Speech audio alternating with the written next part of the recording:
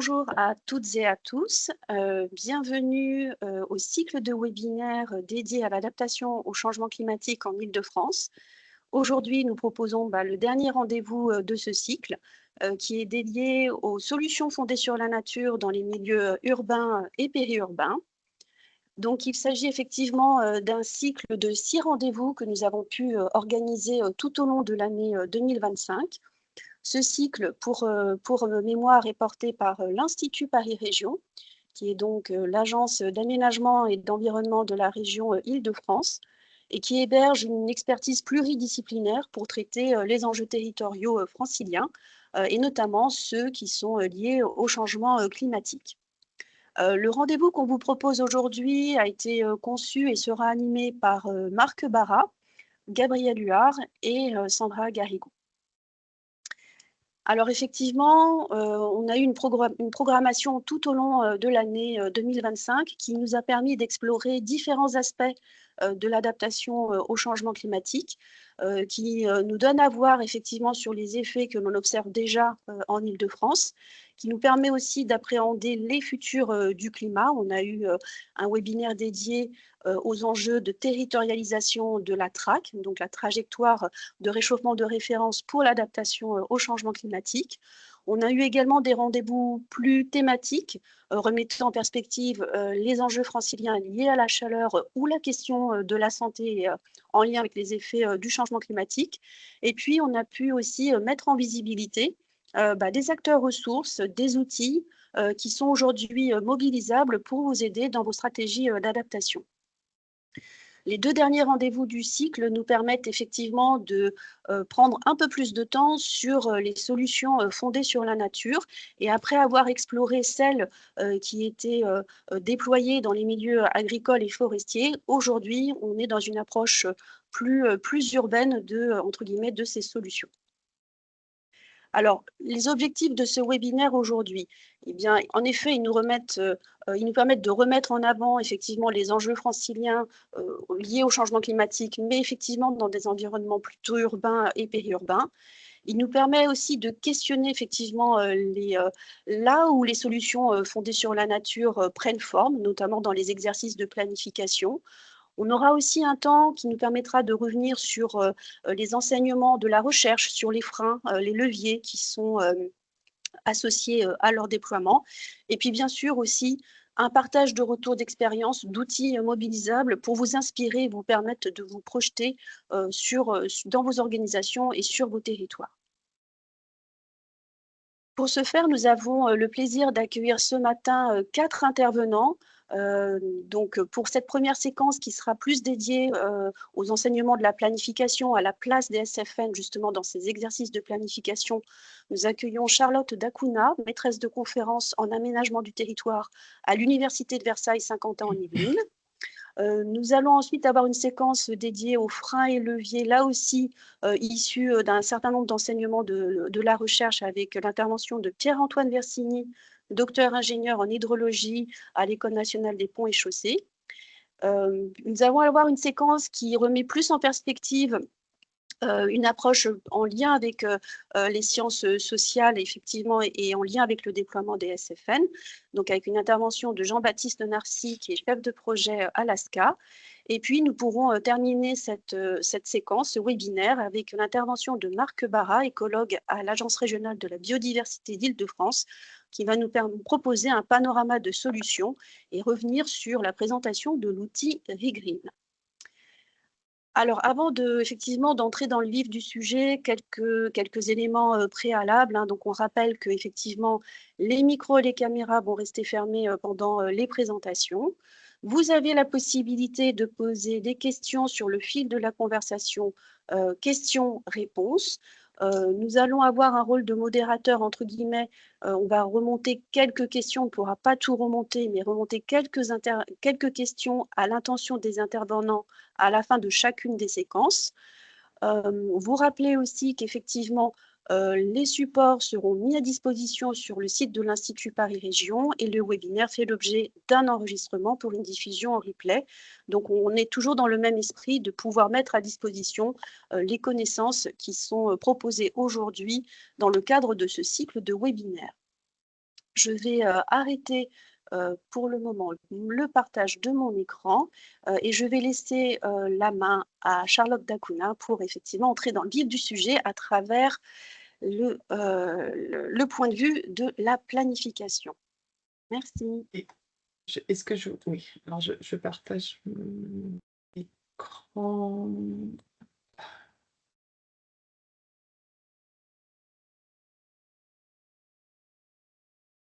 Ok, est-ce que vous voyez la présentation? Oui, pour moi, c'est OK. Je vérifie sur le fil de la conversation si c'est OK pour tout le monde, mais ça a l'air de bien Super, fonctionner. Donc, je vous invite voilà, à merci démarrer. beaucoup. Merci. Merci. Alors, du coup, quand l'Institut Paris-Région m'a contacté pour ce webinaire, l'idée était aussi de donner enfin, de commencer par une vue un peu globale de la question de l'adaptation et de la planification. Et donc, je voulais d'abord revenir globalement, parce que c'était l'objectif, et puis avant de passer sur des sujets plus précis dans la suite de ce webinaire, c'est de revenir un peu à la question de la planification de l'adaptation et qu'est-ce que c'était. Et finalement, quand on s'intéresse à la planification de l'adaptation, on se rend compte qu'il y a de nombreux chevauchements entre cette planification de l'adaptation et les autres, la planification antérieure, hein, notamment des mesures de durabilité de l'environnement. Et finalement, quand on a commencé à faire de l'adaptation, on n'a pas non plus complètement réinventé la roue et on s'est appuyé, les planificateurs se sont appuyés sur des mesures déjà existantes en termes d'aménagement d'espaces verts, de services écosystémiques, d'agriculture urbaine aussi. Mais la grande différence, en fait, entre cette planification de l'adaptation et les mesures de planification urbaine, disons plus classiques, en tout cas qu'on connaissait, qu'on connaît depuis voilà, Napoléon, hein, si on remonte vraiment aux origines, c'est la nécessité d'intégrer les changements à venir. Et ça a été un gros changement. Il ne fallait plus regarder le passé, mais il fallait anticiper l'avenir, alors en termes socio-démographiques évidemment, mais aussi de changements environnementaux, ce qui pour le coup n'était pas du tout classique. Et du coup, cette intégration des changements à venir impliquait d'avoir des actions nouvelles et de s'appuyer sur ce qu'on appelle des services climatiques. Alors, des services climatiques, on en a de plus en plus. Ça a été un peu balbutiant au début, mais maintenant, on a Climadiac, hein, qui est porté par Météo France, et Climadiac Expert, ensuite, qui est une déclination ADEME, qui fait partie de ces services climatiques les plus utilisés actuellement par les collectivités locales. Les modèles DRIAS, qui étaient parmi des premiers, mais qui étaient un peu plus difficiles d'utilisation. Et puis, une plateforme européenne d'adaptation au climat, qui est beaucoup en anglais, mais avec des choses en français, ce qui sont vraiment intéressantes pour aider à la planification, enfin d'avoir de l'information pour aider à la planification locale, et Climate Central, qui est en fait un outil américain, mais essentiellement en anglais. Et donc, en termes de recherche, derrière tout ça, nous, on a cette idée qu'il faut trouver le moyen de transférer la recherche et de donner des informations aux décideurs et aux agences sur le terrain en ayant des modèles qui soient à des échelles de plus en plus petites, donc pour pouvoir donner de l'info à des échelles pertinentes, et puis de travailler sur le partage et le partage des connaissances. Et donc, alors je pense que là, je vais déjà beaucoup trop, j'ai déjà pris beaucoup trop de temps, donc en fait, je vais déjà passer là-dessus. Et donc, sur la planification qu'on a eue en France, dans cet objectif de mettre en œuvre cette planification, on a eu une première, vous le savez, hein, une première stratégie de l'adaptation en 2006, qui a ensuite donné lieu à un premier plan d'adaptation en 2011, qui ensuite s'est décliné en 2018, en 2025.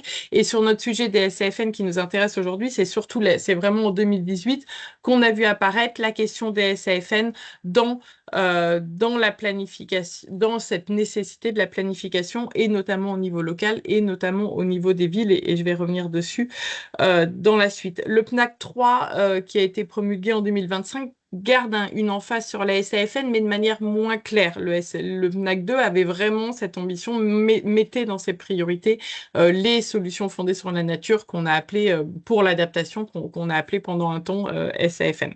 Même s'il il y a un retour un peu sur la terminologie depuis un an ou deux. Et parallèlement à ces stratégies nationales et ces plans nationaux d'adaptation, on a eu des déclinations locales via la loi Grenelle 2, hein, vous le savez, je ne sais pas dans quelle mesure vous le savez ou pas, avec la mise en œuvre des PCET puis des PCAET pour les collectivités de plus de 50, les communautés, les EPCI, donc les communautés de communes ou collectivités d'agglomération de plus de 50 000, l'obligation de mettre en place ces PCAET qui sont en fait des plans climat principalement de mitigation, mais avec une injonction de réfléchir aux dynamiques d'adaptation dans le cadre de ces PCET, de ces plans climat. Et on a vu apparaître cette application au niveau local de la stratégie d'adaptation via le volet adaptation des PCET, qui sont des plans climat plus globaux. Et puis, parallèlement à ces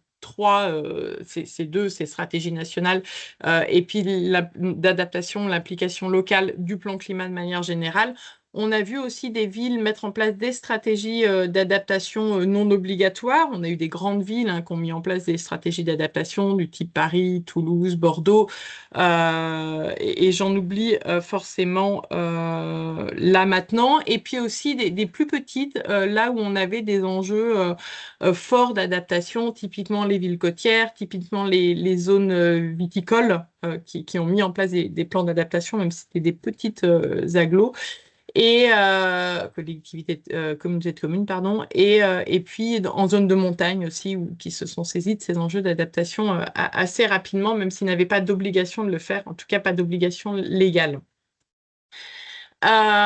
Et donc, moi, là, à un moment donné, je me suis intéressée à la question de l'intégration des SCFN ou des CFN dans les PCAET. Et on a été faire des études sur comment ces SFN, donc c'était à partir de 2020, et notamment à la demande de l'ADEME dans le cadre du projet Artisan, de s'intéresser à l'intégration des SFN dans les PCAET. Et on a vu qu'effectivement, en ville, alors je ne vais pas parler du côté agricole et eau parce que vous en avez déjà parlé dans les webinaires précédents, mais en ville, on a vu que les SFN étaient intégrés essentiellement sur les risques liés à l'élévation de la température. C'est vraiment une très, très grosse tendance. Donc, les SAFN en milieu urbain se mettent en place par rapport aux canicules, enfin, pour lutter contre les canicules, les vagues de chaleur de manière plus générale, et notamment dans le cadre de la réduction des ICU, des îlots de chaleur urbains. Mais ce qu'on voit aussi pour la mise en place de ces SFN dans les PCET, c'est qu'on a des gros problèmes de financement, hein. Il y a une opérationnalisation très difficile avec des financements pas ou peu fléchés, des équilibres budgétaires par rapport aux actions de mitigation qui sont quand même beaucoup plus financées, et puis du manque de suivi, en tout cas une grosse difficulté de suivi. Il n'empêche que voilà, ça peut paraître très négatif, mais néanmoins, sur cette question d'adaptation, les PCET permettent une structuration quand même des actions mises en place par différents acteurs et par différentes communes. Et on voit que malgré tout, ils ont une vraie dimension de planification pour le coup, parce qu'ils mettent en place les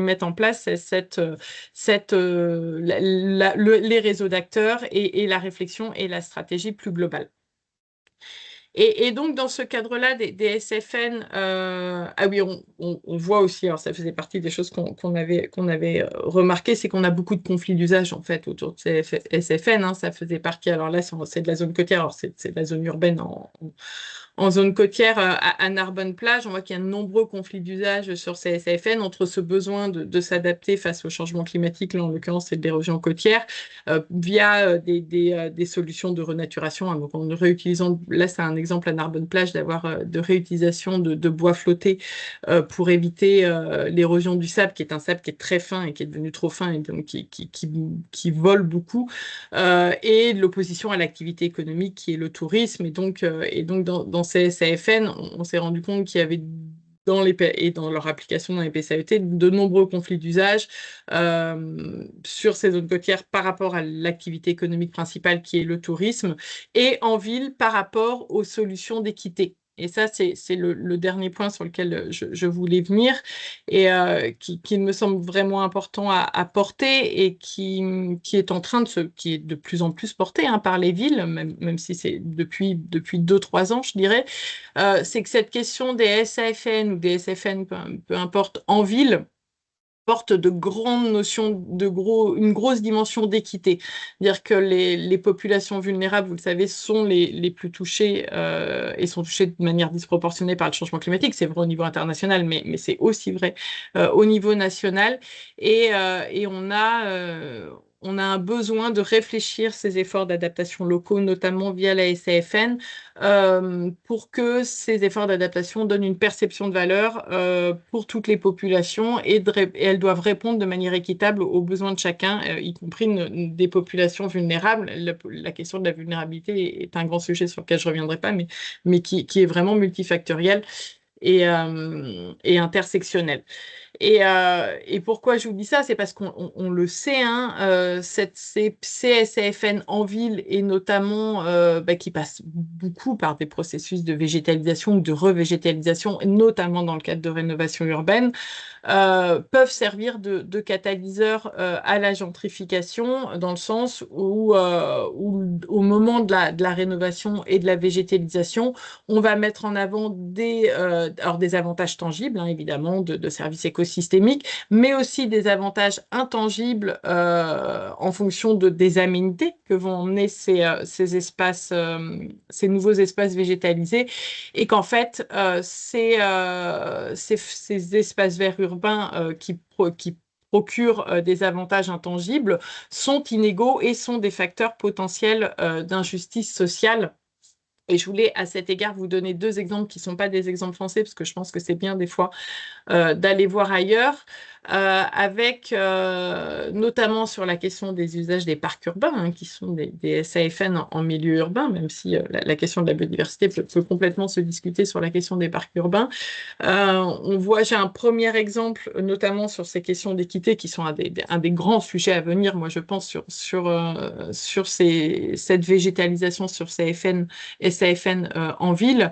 Un exemple à New York, hein, où des chercheurs en 2018 ont analysé via les activités dans les médias sociaux, donc il y a toute une méthode, hein, que j'ai si des personnes sont intéressées, sur la fréquentation du parc et l'accès équitable à ces parcs. Et en fait, on se rend compte que les, les, les, en fait, les parcs, l'activité des médias sociaux autour de ces parcs urbains est positivement associée au plan d'eau, aux installations sportives et aux surfaces imperméables, et négativement corrélée aux espaces verts. Ce qui ne veut pas dire que les gens ne profitent pas des espaces verts, mais qu'en fait, si les personnes tirent des avantages de la nature, leurs visites ne sont pas principalement motivées par ce type d'espace vert et le niveau de verdure. Et donc, même si on crée de la végétalisation, ce qui est important pour l'usage, ce n'est pas l'arbre, la végétalisation en elle-même, mais les aménités qu'on met derrière.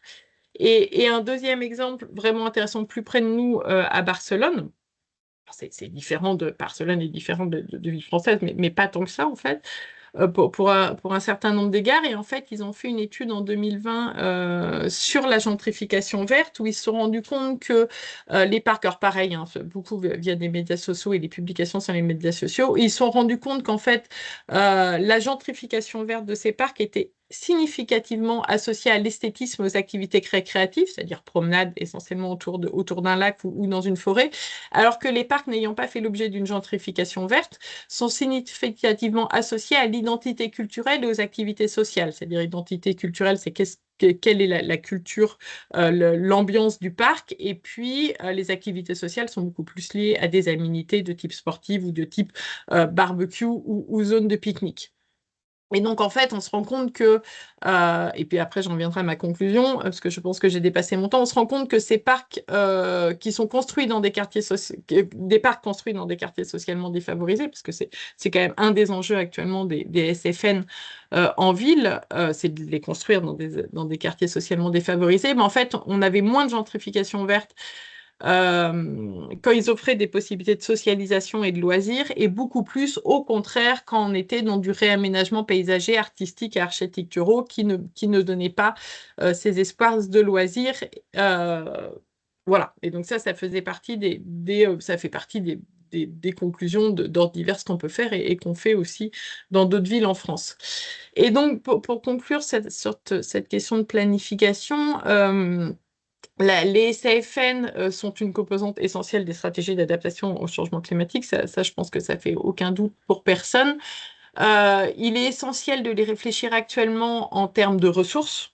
Je pense que c'est des bouts sur lesquels il y a des projets de recherche et aussi tout est de la recherche, enfin, des réflexions opérationnelles. Donc, il faut les réfléchir en termes de ressources autour de l'eau beaucoup.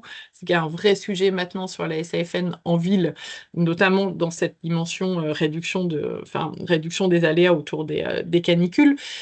Donc, on a une grosse réflexion autour de l'eau et de la qualité des sols et aussi une grosse réflexion autour des conflits d'usage et des usages pour éviter la question de la gentrification, même si évidemment elle n'est pas du tout que liée au SFN, mais à des politiques publiques plus larges.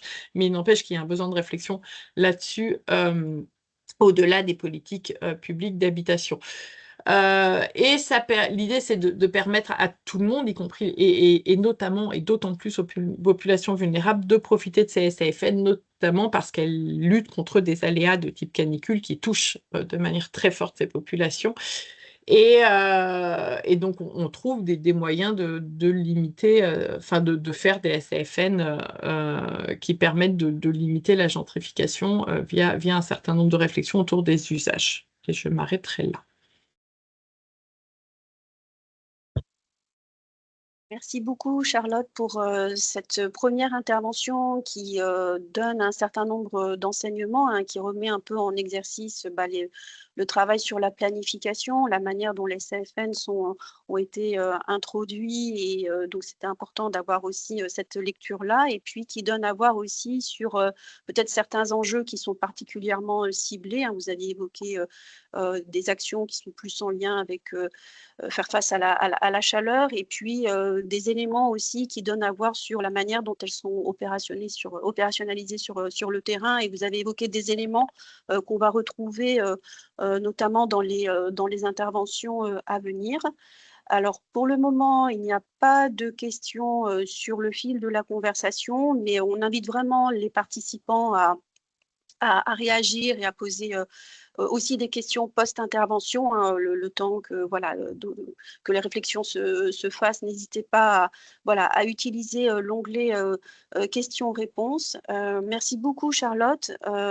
Et puis, je vais laisser la main à Pierre-Antoine Versini pour justement évoquer la question des freins et des leviers associés au déploiement des solutions fondées sur la nature. Et on va voir qu'elles peuvent être de plusieurs ordres, plusieurs natures. Donc, on va laisser la main à Pierre-Antoine Versini. Et merci de nouveau, Charlotte, pour cette intervention. Est-ce qu'il faut que j'arrête le partage ou de fait, ça va m'exclure? Oui, je pense que si vous pouvez, voilà. Et donc voilà, Pierre-Antoine peut prendre la main pour la suite des interventions. Ça marche là, vous voyez bien mon écran? On voit bien votre écran. C'est tout bon. super. Merci. Bonjour à toutes et tous. Donc Pierre-Antoine Versini, chercheur à l'École des Ponts, dans un laboratoire qui s'appelle Hydrologie, Météorologie et Complexité. Et comme son nom l'indique, on travaille sur des thématiques d'hydrologie, de météorologie dans un milieu complexe qui est le milieu urbain. Donc aujourd'hui, je vais faire une présentation autour de travaux qui ont été menés il y a quelques années par Chloé Dufaux, qui est en post-doctorat chez nous, et en collaboration avec AgroParisTech et Nathalie Frascaria-Lacoste. Et donc le but de ce travail, c'était, à travers des entretiens avec différents acteurs, de mettre en lumière les freins et leviers à la mise en œuvre des solutions fondées sur la nature en milieu urbain. Là, vous avez des nuages de mots in English, des freins à gauche et des leviers à droite, issus des entretiens.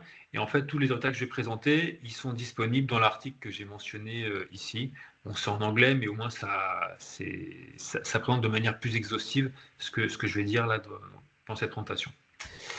Alors, donc, ce que je disais, c'est qu'il y a ces résultats émanent d'entretiens dits semi-directifs faits avec un certain nombre d'acteurs qui travaillent sur les solutions fondées sur la nature en France, en milieu urbain, et ça comprend des gens issus du milieu académique avec des laboratoires de recherche, des institutions comme l'IRD par exemple, comme l'IUCN, et des opérationnels à travers des entreprises comme la Soprema, Topagé, etc., ou le Jardin de Galie.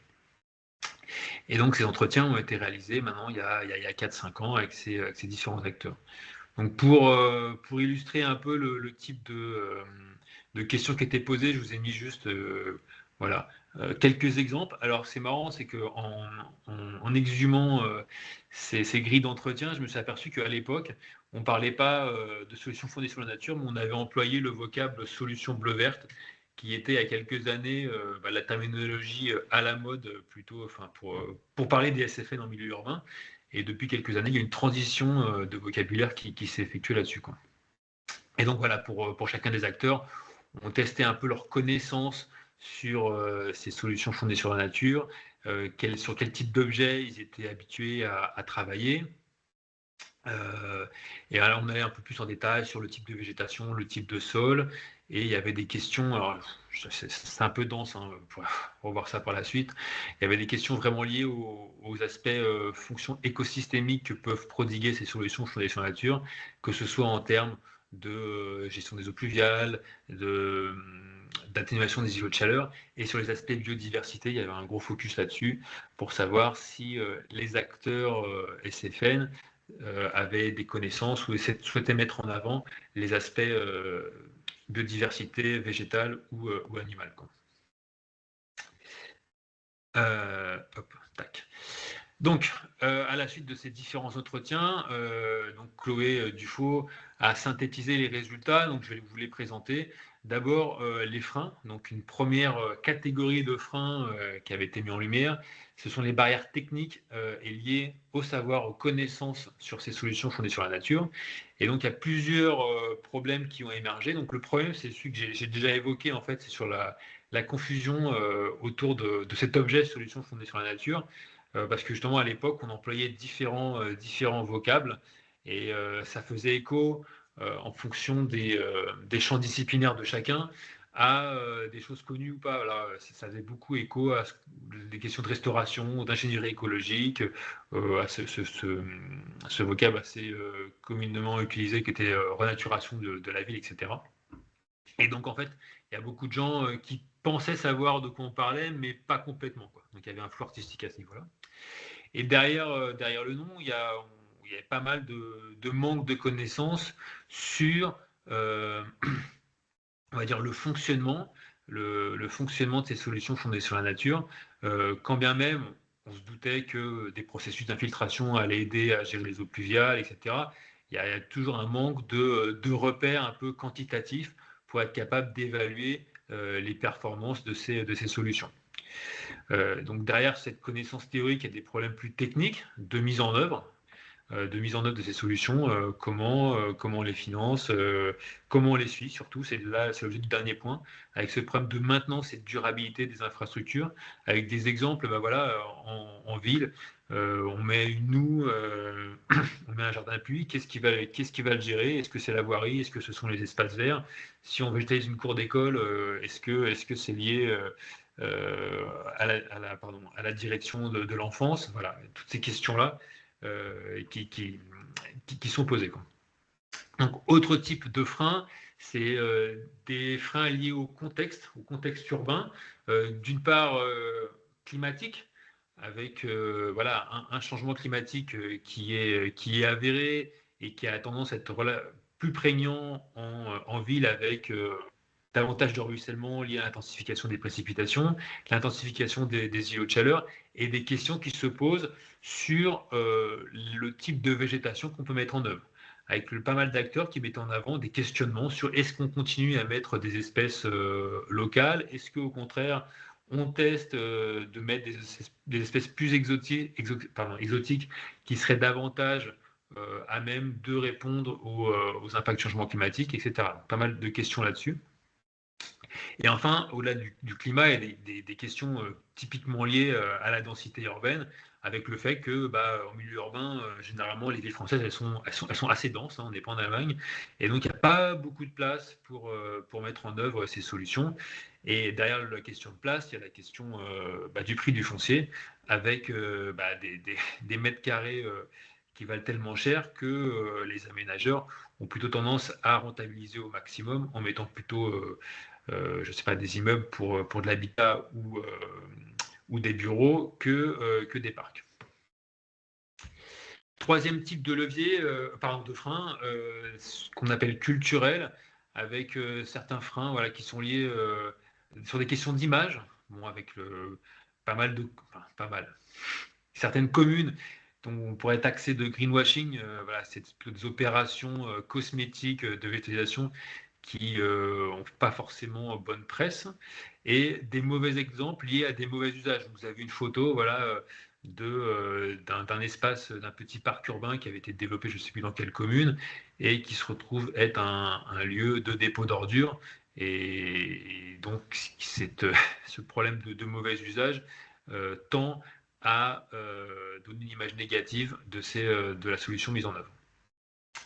Alors, autre barrière culturelle, il y a le fait que la biodiversité, en effet, n'est pas une priorité, ou pas assez pour les collectivités. Alors, la biodiversité arrive souvent quand même en queue. Alors, on parle d'abord, je sais pas, de sécurité, de circulation, d'infrastructure, mais la biodiversité, voilà, c'est pas forcément une priorité, alors qu'elle devrait être intégrée dans toutes les priorités que je viens d'évoquer précédemment. Enfin, il y a des barrières purement sociales qui sont des histoires liées à voilà, la nature. Ça peut salir la nature, il peut y avoir des insectes. Et voilà, il y a un travail de pédagogie à faire sur le temps. Enfin, le dernier type de freins, qui sont des barrières institutionnelles et économiques, on va dire, avec ce que les acteurs interviewés mettaient en avant, c'est un manque de financement fléché en direction de ces solutions fondées sur la nature, donc qui ne privilégient pas ces solutions au détriment de solutions plus ingénieriques. La relative absence, c'est en cours d'évolution, de mention à CSFN dans les réglementations. Donc, Charlotte Dacuna précédemment parlait des PCAET. On peut aussi parler des plans locaux d'urbanisme. Voilà, c'est des documents qui ont vocation à faire la promotion de ces solutions. Et bien qu'il y ait une évolution positive dans ce sens-là, mais il y a quelques années, c'était loin d'être le cas. Et enfin, derrière le fléchage de financement, derrière l'intégration d'éléments faisant la promotion dans les documents réglementaires, il y a avant tout un problème de volonté politique. Il faut que les acteurs politiques soient pleinement convaincus du bien fondé de ces solutions pour qu'ils puissent intervenir d'un point de vue tant réglementaire que financier. Donc, après les freins, les éléments positifs, et donc des éléments de dynamique positive sur l'implantation de SFN, avec les leviers mis en avant. Donc, le premier levier est lié à la sensibilisation à la connaissance, avec la nécessité, et ce qui est, je suis bien placé pour le savoir, des travaux de recherche qui sont quand même nombreux, financés depuis un certain nombre d'années, pour mieux appréhender ces objets, que ce soit d'un point de vue géosciences, que ce soit d'un point de vue ingénierie écologique, que ce soit d'un point de vue sciences humaines et sociales, et donc qui permettent de mieux appréhender ces solutions fondées sur la nature et faciliter leur implantation et l'évaluation de leur performance. La nécessité de mettre en avant des diagnostics territoriaux pour essayer d'optimiser, de localiser les besoins de solutions fondées sur la nature, afin voilà, de répondre à des objectifs locaux comme, je ne sais pas, répondre à un îlot de chaleur assez prégnant et comment on va essayer d'atténuer cet îlot de chaleur à l'aide de solutions fondées sur la nature. Autre sujet, donc après la recherche-enseignement, voilà, essayer de développer une connaissance de la nature en ville et des solutions fondées sur la nature à tous les niveaux.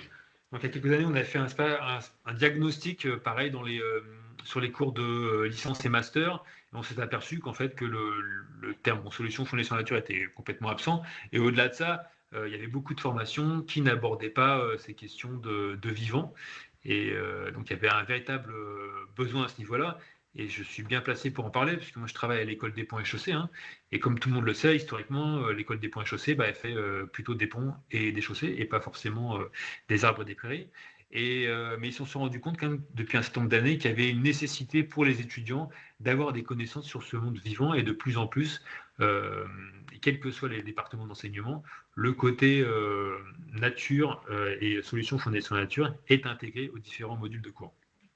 Et enfin, dernier point important pour la sensibilisation, c'est la mise en avant de démonstrateurs.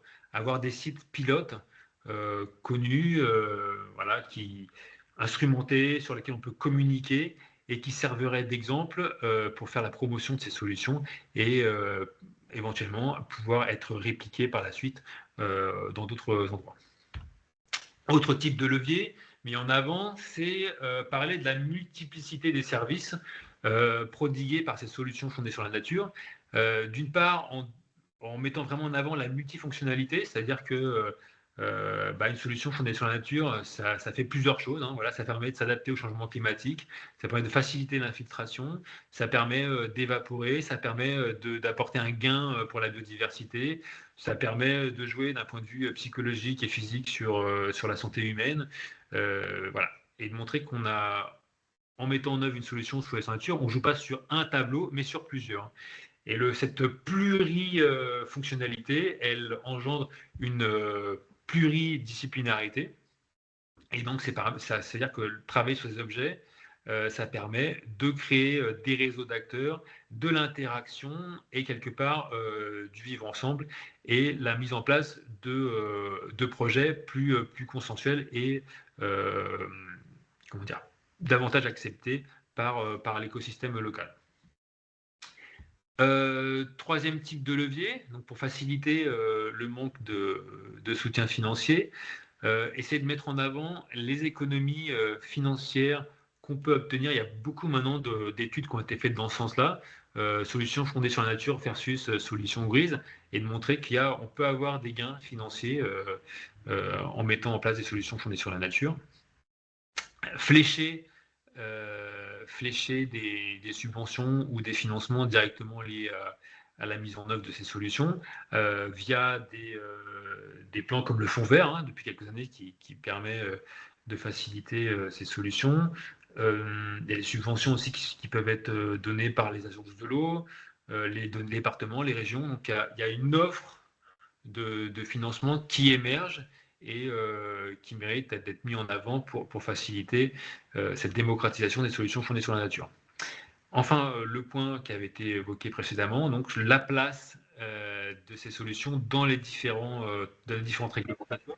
Donc là, il y a le PCAET mentionné tout à l'heure, et d'après les acteurs, le plan de réglementation le plus à même de faire la promotion des SFN, ça reste le PLUI, qui est celui du plus petit échelon, on va dire, territorial, on est au sein de la commune ou de l'interco, et qui est vraiment assez précis, qui peut être assez précis en termes de directives, de choix des essences, le fait d'imposer des surfaces de pleine terre, le fait d'imposer des toitures végétalisées, etc. Et enfin, dernier levier, c'est le côté label et certification. Donc ça peut un peu faire sourire parce que pour certains, ça reste de la médaille en chocolat. Néanmoins, il y a beaucoup d'aménageurs qui souhaitent obtenir ces médailles en chocolat. Et ces différentes certifications, elles font appel à des grilles avec des critères. Et pas mal de ces critères, en fait, peut être atteint à l'aide de solutions fondées sur la nature. Enfin, dernier type de levier, c'est l'appropriation par le grand public. C'est-à-dire que c'est une espèce de demande plutôt bottom-up. Et en fait, il y a deux gros leviers pour sensibiliser le public. Il y a, en fait, le premier, c'est le moins drôle, hein, c'est des aléas réels. Rien de mieux qu'une bonne inondation pour rappeler aux gens l'impact des pluies. Et pareil, rien de mieux qu'une bonne canicule sévère pour rappeler la dangerosité des fortes chaleurs. Et derrière cette appropriation sensitive, on va dire qu'il y a une sensibilisation qui est liée à la communication et à l'éducation tout au long de la vie, que ce soit à l'école ou en dehors. Voilà, donc sur la base de ce constat frein-levier, il y a différents travaux de recherche qui ont été mis en avant. Moi, je me permets de mettre en avant le projet ANR que je coordonne depuis cette année et qui met en collaboration différents organismes scientifique, voilà, assez éclectique, enfin, éclectique dans le sens pluridisciplinaire, l'INRAE, le CEREMA, l'OFB, le CSTB, l'école d'Urba, et des opérationnels qui sont essentiellement des collectivités territoriales, avec la métropole du Grand Lyon, l'Eurométropole de Strasbourg, les Mureaux ou la ville de Lille, et un opérationnel qui est l'entreprise Soprema, spécialisée dans la végétalisation. Donc pour dire que ce projet PENAT, il s'intègre dans cette double problématique de adaptation au changement climatique et préservation de la biodiversité. Et donc pour répondre à ces deux contraintes, privilégier les solutions fondées sur la nature. Et grosso modo, ça répond à certains freins à la démocratisation que je mentionnais là, tout à l'heure, c'est-à-dire le manque d'outils diagnostiques et d'évaluation liés à des problèmes de connaissance de fonctionnement de ces solutions, un frein lié aux politiques publiques et encore au manque d'indicateurs dans les réglementations. Donc la reconnaissance, c'est un peu, je l'ai déjà dit. Et dernier point, sur l'efficacité évolutive des solutions fondées sur la nature dans le temps, c'est-à-dire avec des questions qui sont liées à la maintenance et à la durabilité de ces solutions dans le temps, et qui plus est dans un contexte de changement climatique.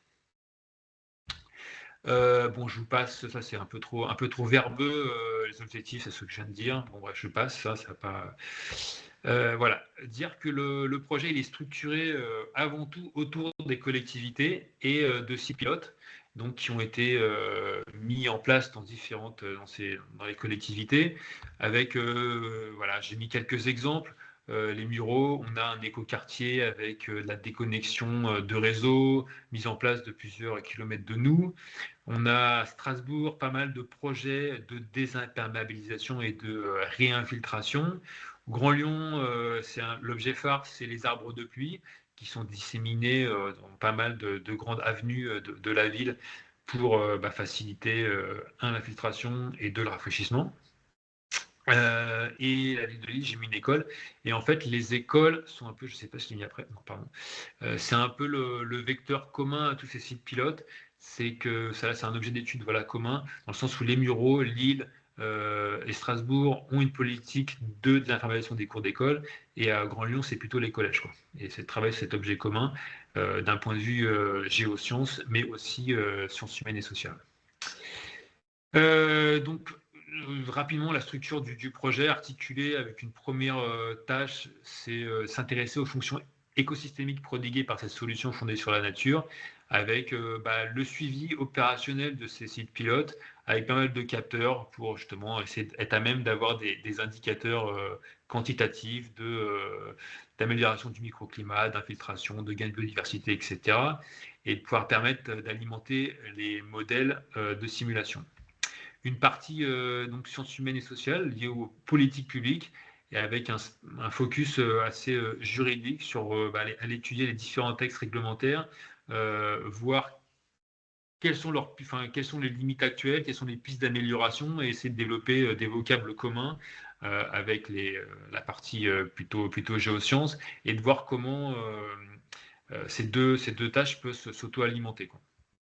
Donc derrière ça, il y a une partie donc plutôt modélisation numérique avec des développements de modèles à même de représenter le comportement de ces solutions fondées sur la nature, sur des questions toujours pareilles, biodiversité, îlots de chaleur, gestion des eaux pluviales, à différentes échelles urbaines.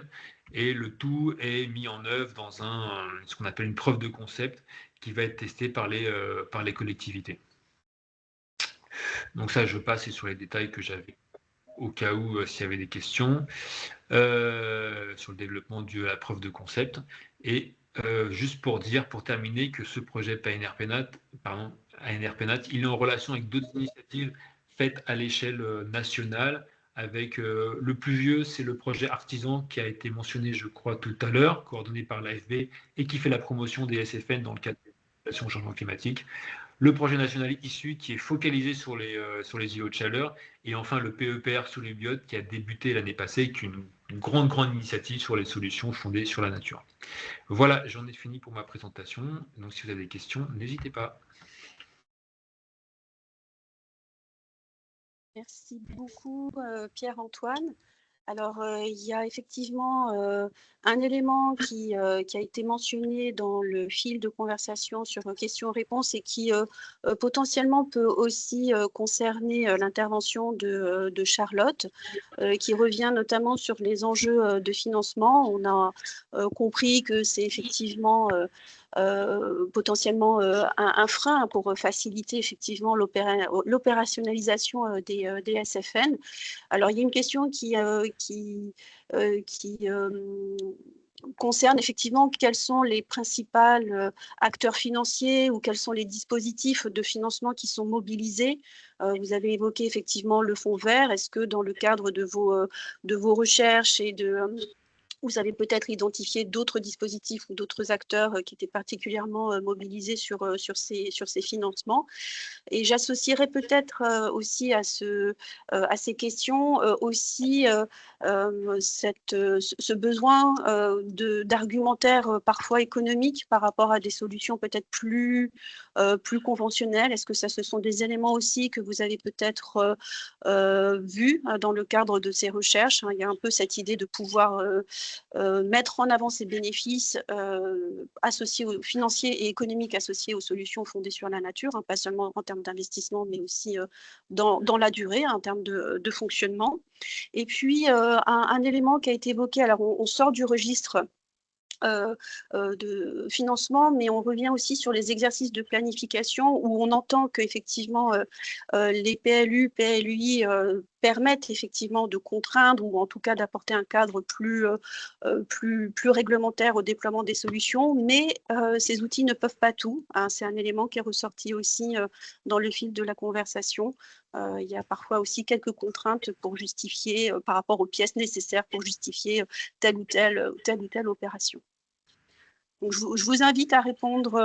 Voilà, sentez-vous libre de réagir ou d'apporter des points complémentaires. Alors, sur la partie... Ah oui. Non, bah, allez-y, Charlotte, je vous en prie. Merci.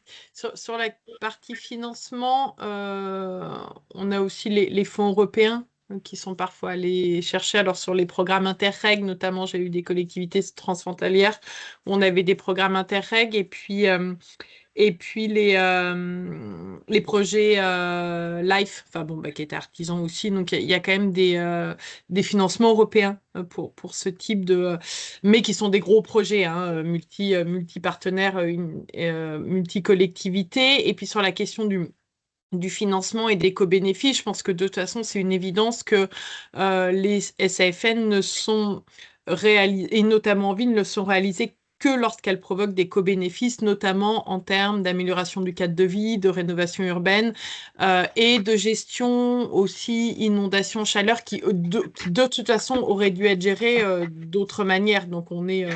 Enfin, l'intégration de la nature juste pour la biodiversité, de fait, j'ai jamais vu, et je pense que jamais personne n'a vu sur des zones aussi denses que les villes. Donc oui, co-bénéfice, en tout cas, c'est évident. Et puis ça présente l'avantage de proposer des avantages à court terme, qui sont en termes d'acceptabilité sociale de toute façon essentiels, nécessaires. Moi, je n'avais pas grand-chose à rajouter parce que justement, je voulais mentionner les projets européens. Donc c'était très bien.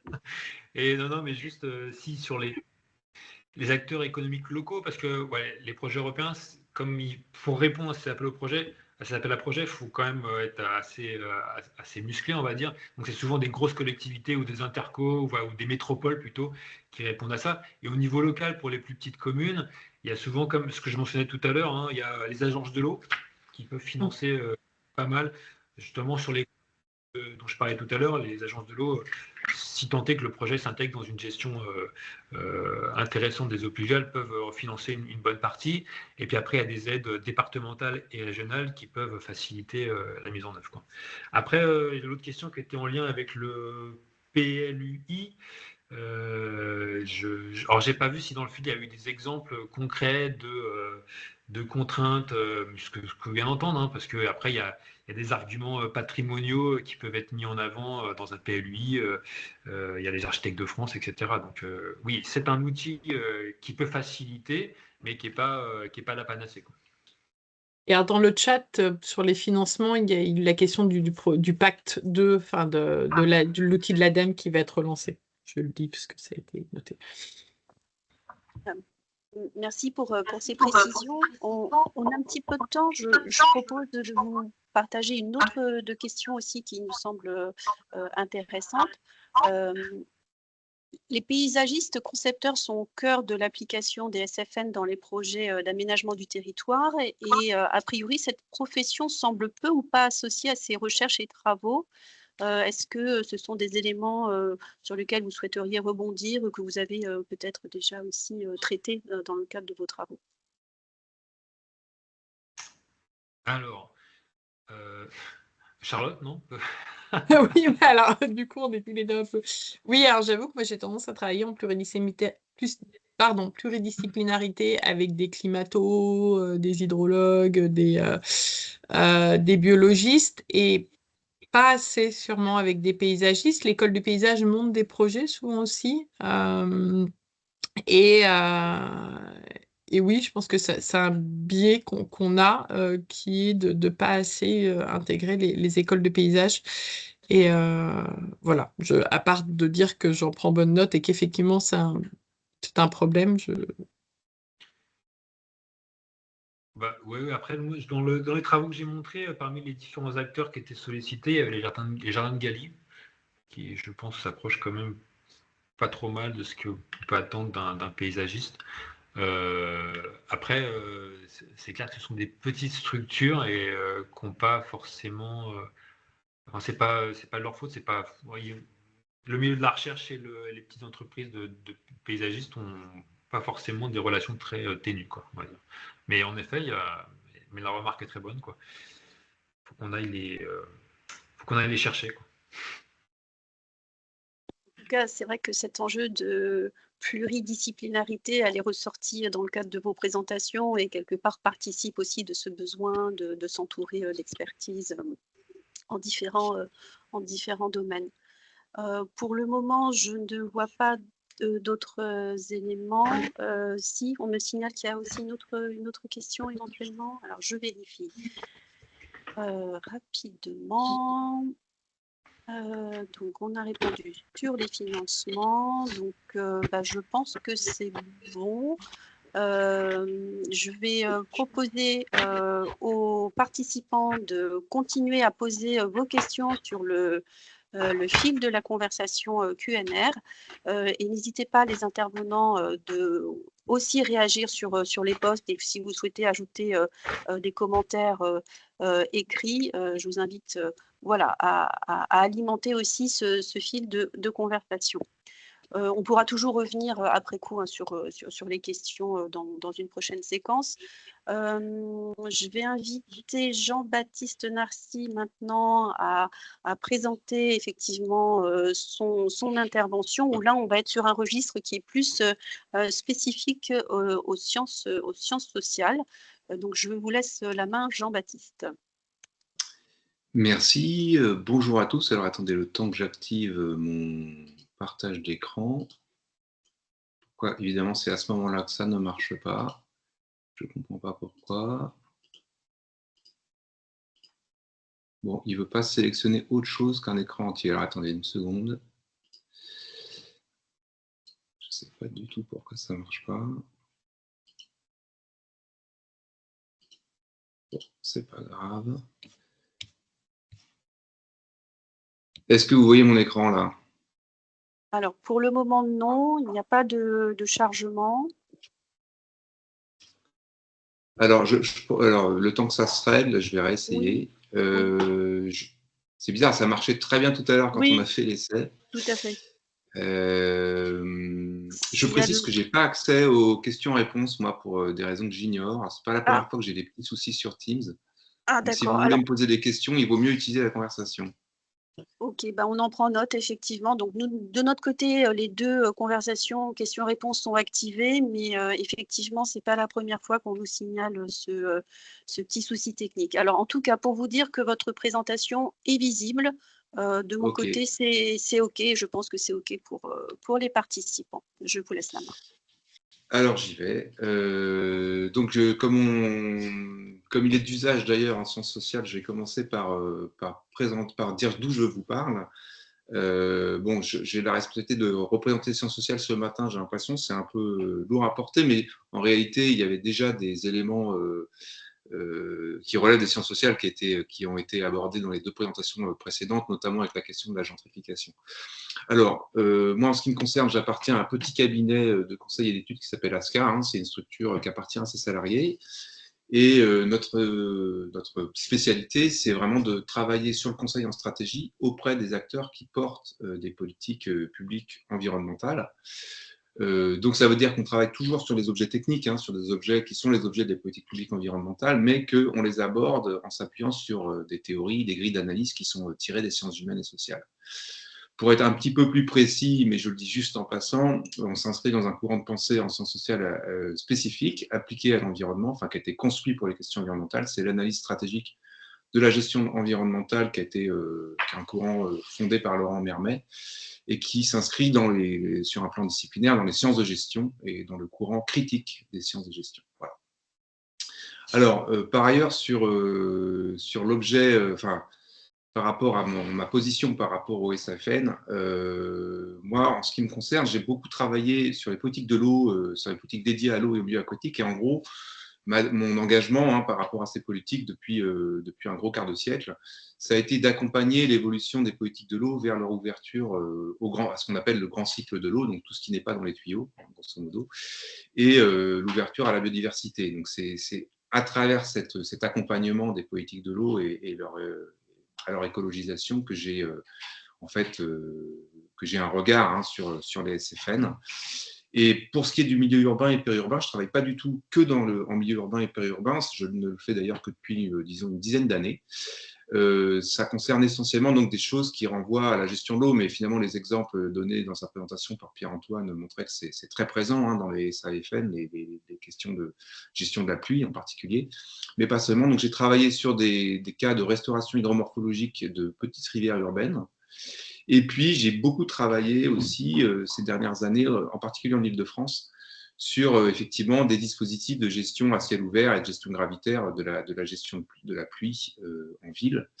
Et ces expériences, je les ai toujours conduites d'ailleurs avec des collègues d'autres structures. Donc je le dis parce que ça a été évoqué dans la conversation. Il y a en particulier l'agence ATM, c'est des gens qui travaillent beaucoup sur la question de l'hydrologie et de la gestion de la pluie en ville, mais aussi une agence de paysage qui est l'agence complémentaire avec laquelle j'ai beaucoup travaillé aussi sur ces questions. Un dernier point, c'est qu'on va souvent chercher les sciences sociales pour lever les blocages. Hein, c'est les commanditaires pour lesquels je travaille, c'est d'abord ça leur attente. Et là-dessus, il y a une espèce de quiproquo que je tiens toujours à lever, c'est que les sciences sociales, en tout cas telles que nous on les pratique à ASCA, c'est pas un nouveau volet du génie, après le génie urbain, le génie militaire et le génie écologique. Il y aurait le génie social, qui serait une nouvelle forme d'ingénierie sociale qui permettrait de gérer les gens et de lever les blocages qui viennent des gens. Alors, on n'est pas du tout dans cette optique. Pour nous, les sciences sociales, ça sert d'abord à poser des questions, à problématiser et à, disons, construire des démarches pour instruire ces questionnements. Mais ce n'est pas porteur d'un catalogue de solutions génériques qui permettrait de, comme ça, lever des blocages comme on a des solutions techniques pour lever des problèmes techniques. J'ai choisi de distinguer un petit peu trois volets de ce que peuvent éclairer les sciences sociales en matière de SFN en milieu urbain et périurbain. Ce n'est pas du tout exhaustif, mais disons que mon expérience m'a conduit à problématiser les choses comme ça. Et je vais les passer en revue les uns après les autres. Donc, le premier volet, c'est le rapport social que peuvent avoir les personnes à la nature ou à la naturalité proposée ou portée dans les solutions fondées sur la nature qu'on met en œuvre. Donc, le rapport à la naturalité, premier volet. Deuxième volet, le fait qu'en milieu urbain et périurbain, ces solutions fondées sur la nature, elles sont souvent inscrites dans des espaces publics. J'ai mis des guillemets parce que ça ne veut pas dire que c'est un espace public sur le plan juridique, mais disons que c'est des espaces mis en commun, des espaces souvent partagés. Et ça renvoie aussi à des questions spécifiques que les sciences sociales peuvent éclairer. Et enfin, troisième volet, qui est d'ailleurs en réalité à la croisée des deux premiers, c'est que, et ça a déjà été évoqué par Pierre-Antoine à l'instant, c'est les enjeux organisationnels de responsabilité distribuée entre différents services techniques, en particulier pour la question de l'entretien de ces SFL. Donc, c'est 3 aspects sur lesquels je vais organiser ma présentation. Alors, la question de la naturalité, elle se pose parce qu'à travers les choix techniques que l'on prend quand on conçoit une solution fondée sur la nature, eh bien, on met en avant une certaine nature. Hein. La nature, c'est pas, même si on la conjugue à tort d'ailleurs trop souvent au singulier, en fait, c'est pluriel. Et on peut privilégier différents types de naturalité. Et évidemment, ça interagit avec les attentes, en fait, les attentes sociales que peuvent avoir les usagers, les administrés. Alors, c'est en plus un thème qui a beaucoup pris d'importance parce que ces dernières années, vous le savez, le thème de la nature en ville est devenu très prégnant. Il est politiquement très porté, en tout cas dans certaines grandes agglomérations. Et donc, il y a une vraie attente, il y a une vraie offre politique, disons, en la matière, et une vraie attente supposée, en tout cas, en face. Or, bon, en sciences sociales, on sait bien que le rapport à la nature, c'est pas une caractéristique intangible anthropologique, quoi. C'est pas quelque chose qui est uniforme, homogène et stable. En fait, c'est d'abord un rapport hérité de notre histoire. Et cette histoire, il y a plusieurs manières de la raconter. Alors, ces derniers temps, il y a eu des travaux en sciences sociales, hein, et notamment par des sociologues qui se sont intéressés, je dirais, assez tardivement à la question environnementale et à la question de la nature. C'est les sociologues bourdieusiens qui, aujourd'hui, avec un certain succès, il faut bien le reconnaître, nous expliquent que le rapport à la nature, en fait, c'est vraiment, ça renvoie au rapport de classe et même au rapport de domination. Et ils ont tendance à nous expliquer que, en gros, le rapport, en tout cas récréatif et contemplatif à la nature, il serait l'apanage des classes bourgeoises, et qu'au fond, les classes populaires qui sont présentes dans les milieux urbains et périurbains où on met en place des SFN, eh bien, n'en ont cure. Alors, c'est un discours dont je me démarque, vous l'avez senti, je suis un petit peu ironique, c'est un discours dont je me démarque, même si il ne faut pas jeter le bébé avec l'eau du bain. En vérité, ces sociologues-là mettent l'accent sur, enfin, nous pointent un point de vigilance extrêmement important. C'est qu'effectivement, quand on arrive sur un territoire, quel qu'il soit socialement, on a un rapport à la nature qui est installé, qui est hérité de l'histoire, en particulier de l'histoire sociale, mais pas seulement. Et il faut tenir compte de ça. Alors ça renvoie aussi à la manière dont on s'y prend. C'est-à-dire qu'on se dit, bon, bah voilà, les gens, ils veulent du propre, ils ne sont pas habitués à la nature, c'est souvent ce qu'on entend. Et donc, il faut qu'on aille leur expliquer ce que c'est que le bon rapport à la nature. Alors, si on s'y prend comme ça, les sociologues que je viens d'évoquer, en particulier Franck Poupeau, par exemple, ou d'autres sociologues de la même école bourdieusienne, nous disent que si on s'y prend comme ça, on ne fait que reproduire un rapport de domination, c'est-à-dire qu'on arrive comme sachant, on leur explique ce que doit être le bon rapport à la nature, en faisant preuve de pédagogie. Et alors la pédagogie, c'est un mot dont il faut se méfier, parce que à ces classes populaires, quand on arrive vers eux avec une posture pédagogique, on les renvoie à leur expérience scolaire, et on leur explique une fois de plus qu'elles ne servent pas, et que nous, on sait. Et ça risque pas de produire l'effet voulu, c'est-à-dire qu'ils vont pas se laisser rééduquer comme ça.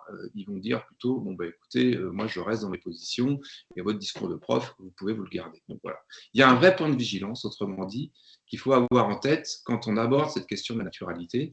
Il faut plutôt s'intéresser et être à l'écoute en fait du rapport à la nature qui existe dans le territoire où on est, dans le contexte où on s'inscrit. Et pour ça, il faut faire une sociologie qui est celle que je pratique, qui est une sociologie de terrain, qui est une sociologie qualitative plus que quantitative. Je ne pense pas trop, moi, que c'est par des sondages ou par l'analyse de discours sur les réseaux sociaux qu'on peut avoir suffisamment de finesse d'analyse, en tout cas avoir une analyse suffisamment contextualisée. Il faut faire des arpentages sur le terrain, il faut discuter avec les gens sur le terrain pour essayer de comprendre où ils en sont dans leur rapport à la nature, parce que ça change beaucoup. D'abord, ce n'est pas homogène, hein, ça change beaucoup d'une personne à l'autre, et tout n'est pas dicté de manière complètement mécaniste par des positions sociales. Ça renvoie aussi à un contexte précis et au passé du site où l'on se trouve en termes d'aménagement. Il faut bien avoir conscience que, en fait, les personnes avec qui on discute, elles ne voient pas seulement la naturalité qu'on leur propose comme un élément de cadre de vie. Elles portent des jugements politiques là-dessus. Elles considèrent parfois que quand on laisse un terrain en friche, eh bien, ce n'est pas une bonne manière de gérer l'espace urbain, et surtout, c'est le signe qu'une fois de plus, on les abandonne. Quand on laisse la végétation spontanée prendre, ça peut être jugé négativement. On laisse les choses se faire, ça veut dire que les pouvoirs publics ne s'occupent pas de nous. Il faut prendre conscience de ça, il faut montrer que non, pas du tout, au contraire, c'est du soin. Et c'est du soin, y compris pour eux. Mais vous voyez, on n'est pas dans un discours purement pédagogique. sur les fonctionnalités de la nature ou je ne sais quoi. Et surtout, il faut savoir que si les gens veulent du propre, c'est parce qu'anthropologiquement, les gens veulent du propre depuis toujours. C'est parce qu'on a 200 ans de politique de la ville fondée sur des principes hygiénistes. Et donc, au fond, les politiques publiques d'aménagement de la ville que l'on a mis en place, y compris en matière d'espace vert, hein, elles sont porteuses de normes sociales, et ces normes sociales, elles s'expriment à travers ces aménagements, et elles sont peu à peu, au fil des décennies et des siècles, adoptées par les gens. Donc, quand on agit, quand on promet certaines naturalités, on est en fait porteur d'une norme sociale qui rencontre ou pas celles qui sont héritées. Alors, ça veut aussi dire que cet héritage, il est en perpétuelle évolution, puisque les politiques publiques évoluant, eh ben, les normes sociales que l'on promet par les politiques publiques évoluent elles aussi, et du coup, les normes sociales évoluent en réaction par rapport à cette offre politique. Donc ça veut dire une chose très importante, c'est qu'il ne faut pas avoir une vision fixiste du rapport à la naturalité que l'on peut rencontrer sur le terrain. Elle est hétérogène, ce rapport à la naturalité est hétérogène et il évolue dans le temps en fonction de ce que nous on fait en tant qu'aménageurs. Donc, quand vous êtes sur une solution de nature qui laisse de la place, par exemple, à la végétation spontanée, à de la biodiversité, etc., ça peut évidemment susciter des réactions de rejet, mais ça peut aussi susciter des réactions très accueillantes, au contraire, parce qu'encore une fois, tous les gens sur un même site ne veulent pas la même chose. Et puis surtout, ça peut évoluer. Ça, c'est quelque chose que j'ai pu faire. J'ai pu faire des enquêtes, j'ai pu participer à des enquêtes post-aménagement qui montrent les gens, en fait, qui pouvaient au départ regarder ça avec réticence, être en fait en réalité enthousiastes quand ils voient ce que finalement ça donne. Voilà, donc il ne faut pas avoir une conception trop figée ni trop stéréotypée du rapport à la nature que peuvent avoir les gens. Tous ne veulent pas seulement du propre, tous les populations populaires ne sont pas nécessairement hostiles à une naturalité qui aurait introduit une part de sauvage dans l'environnement. Mais donc on peut avoir des partis pris qui poussent cela, on va avoir un effet sur la demande sociale qui va elle-même réagir et évoluer, mais ça s'accompagne. Et ça s'accompagne pas seulement par un discours de vulgarisation, de sensibilisation et de pédagogie. Ça s'accompagne par un discours clair sur ce qu'on essaye de faire et sur le fait qu'on est en rupture par rapport à des manières de faire qu'on avait dans le passé. Et ça aussi, c'est quelque chose qu'il faut assumer très clairement. Voilà, je suis peut-être un petit peu long, donc je vais passer au deuxième volet de ma présentation, qui est en fait le fait que les CFN en milieu urbain, c'est peut-être une spécificité importante dans ce contexte, c'est que très souvent, pour les questions foncières évoquées tout à l'heure, en particulier, elles sont mises en place sur des espaces qui sont des espaces publics. Alors, des fois, c'est quand même en terrain privé, ou c'est des terrains publics, mais qui sont loués, par exemple, à des collectifs pour faire des jardins partagés. Donc, ils peuvent être en terrain privé ou gérés de manière privative, mais en tout cas, ce sont souvent des espaces où la question du partage avec d'autres se pose. Or, cette question du partage de l'espace urbain, elle est éminemment politique, et mon expérience m'a fait découvrir, parfois d'ailleurs à mes dépens, qu'elle est potentiellement très conflictuelle.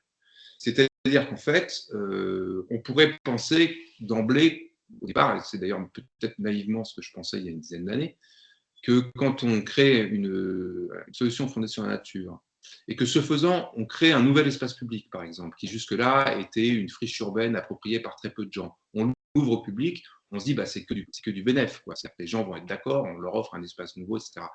Sauf que, en fait, ça peut être très mal vécu par les quelques personnes, le cercle de personnes restreint, qui jusque-là profitaient seuls du site. Et ça peut provoquer des conflits extrêmement vifs, pour ne pas dire violents.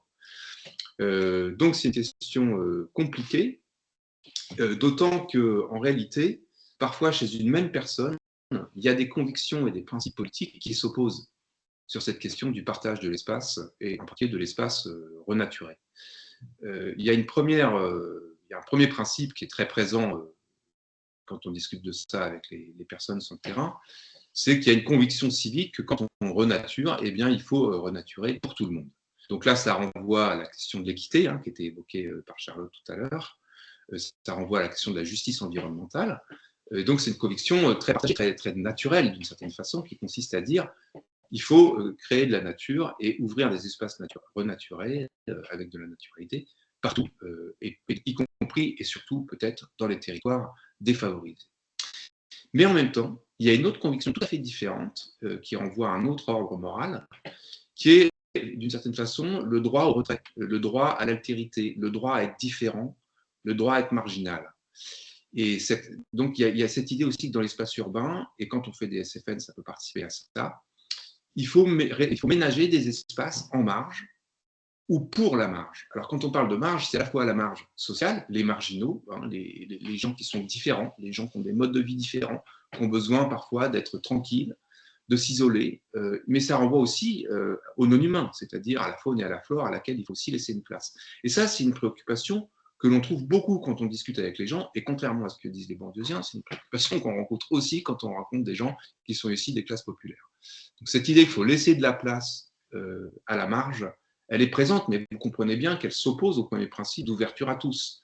La question, quand on fait des SFN, c'est est-ce qu'on est en train de créer un espace pour tous, ou est-ce qu'on est en train de créer un jardin secret ?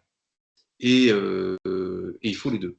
Il faut les deux dans l'espace urbain. Et donc, derrière, c'est une question très opérationnelle dans l'équilibre entre ces deux convictions, c'est comment on gère l'accessibilité des sites qui accueillent les solutions fondées sur la nature. Alors en plus, pour ne rien simplifier, pourquoi c'est si vif ces débats? C'est qu'en fait, ça renvoie à des enjeux de sécurité. Alors, je ne parle pas de la sécurité telle qu'on entend souvent quand on fait de l'environnement, le risque de tomber dans l'eau, le risque de s'intoxiquer avec une eau polluée, etc. Non, ce n'est pas du tout ça. Là, c'est la sécurité telle qu'on l'entend dans les discussions, dans les arènes politiques. Hein. C'est le fait de se sentir en sécurité dans un espace social qui est parfois tendu, difficile. Et là, il y a des convictions sur comment on sécurise un espace public qui s'opposent aussi. Il y a ceux qui pensent que la sécurité, ça s'obtient par des caméras, des barrières, du gardiennage et d'une certaine façon, une forme de privatisation de l'espace. C'est quelque chose qui est très porté, c'est une approche qu'on pourrait qualifier de sécuritaire, de la sécurité, si je puis dire. Et puis, il y a d'autres approches qui consistent à dire que la sécurité, ça s'obtient justement par la socialisation. Ça s'obtient en faisant en sorte que justement il y a un contrôle social qui s'exerce sur l'espace parce qu'il est fréquenté et du coup il devient sûr. Bon, en tout cas, au total, il faut gérer tout ça et encore une fois, moi, les moments les plus conflictuels que j'ai pu vivre en animant des réunions et des arpentages autour de ces solutions fondées sur la nature, c'était plutôt sur ces aspects-là, en particulier parce que c'était lié justement à ces enjeux de sécurité et à ces convictions politiques sur ce qu'est un espace sécurisé.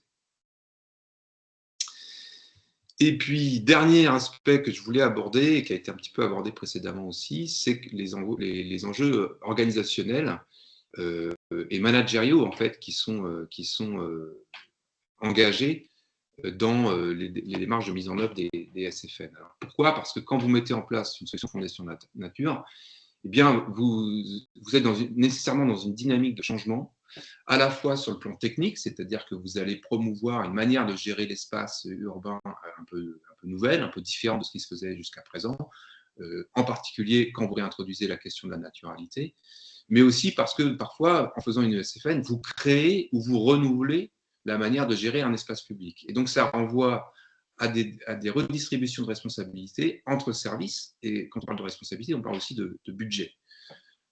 Donc tout à l'heure, il y avait l'idée, est-ce que c'est la voirie ou est-ce que c'est les espaces verts qui vont gérer ça? Mais on peut aussi avoir ça avec la direction de l'eau versus la direction des espaces verts ou de la voirie, c'est vrai aussi, quand on parle, par exemple, de gestion de la pluie. Or, changer, c'est jamais facile. Et quand vous êtes manager d'un service, d'une collectivité où il y a plusieurs services, et ben vous savez très bien qu'impulser le changement, c'est toujours beaucoup d'énergie et pas mal de résistance.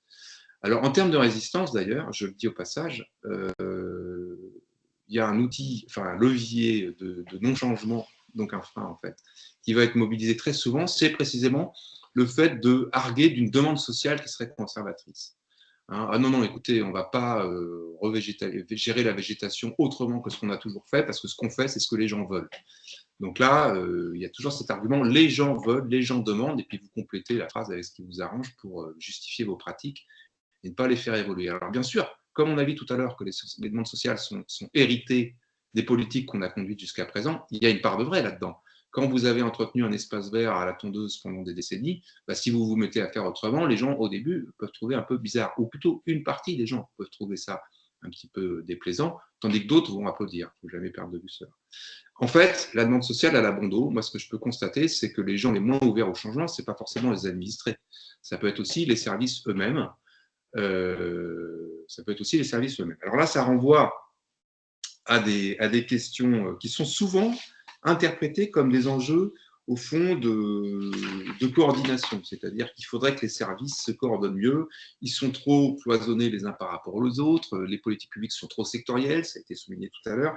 Il faudrait faire davantage de transversalité pour faire évoluer les pratiques et les cultures des uns et des autres. Alors moi, j'appartiens à un courant de pensée qui s'inspire beaucoup de la sociologie des organisations à la française, c'est-à-dire la sociologie en particulier de Michel Crozier et d'Erhard Friedberg, qui, eux, replacent au cœur de l'analyse des choses qui ne sont pas des explications culturalistes ou des explications juste d'ingénierie organisationnelle. C'est des explications qui remettent au cœur de l'analyse la question du pouvoir. En réalité, quand vous redistribuez, quand vous promouvez les nouvelles pratiques au sein des services et quand vous redistribuez les responsabilités et les budgets, ça renvoie à des questions de rapport de force.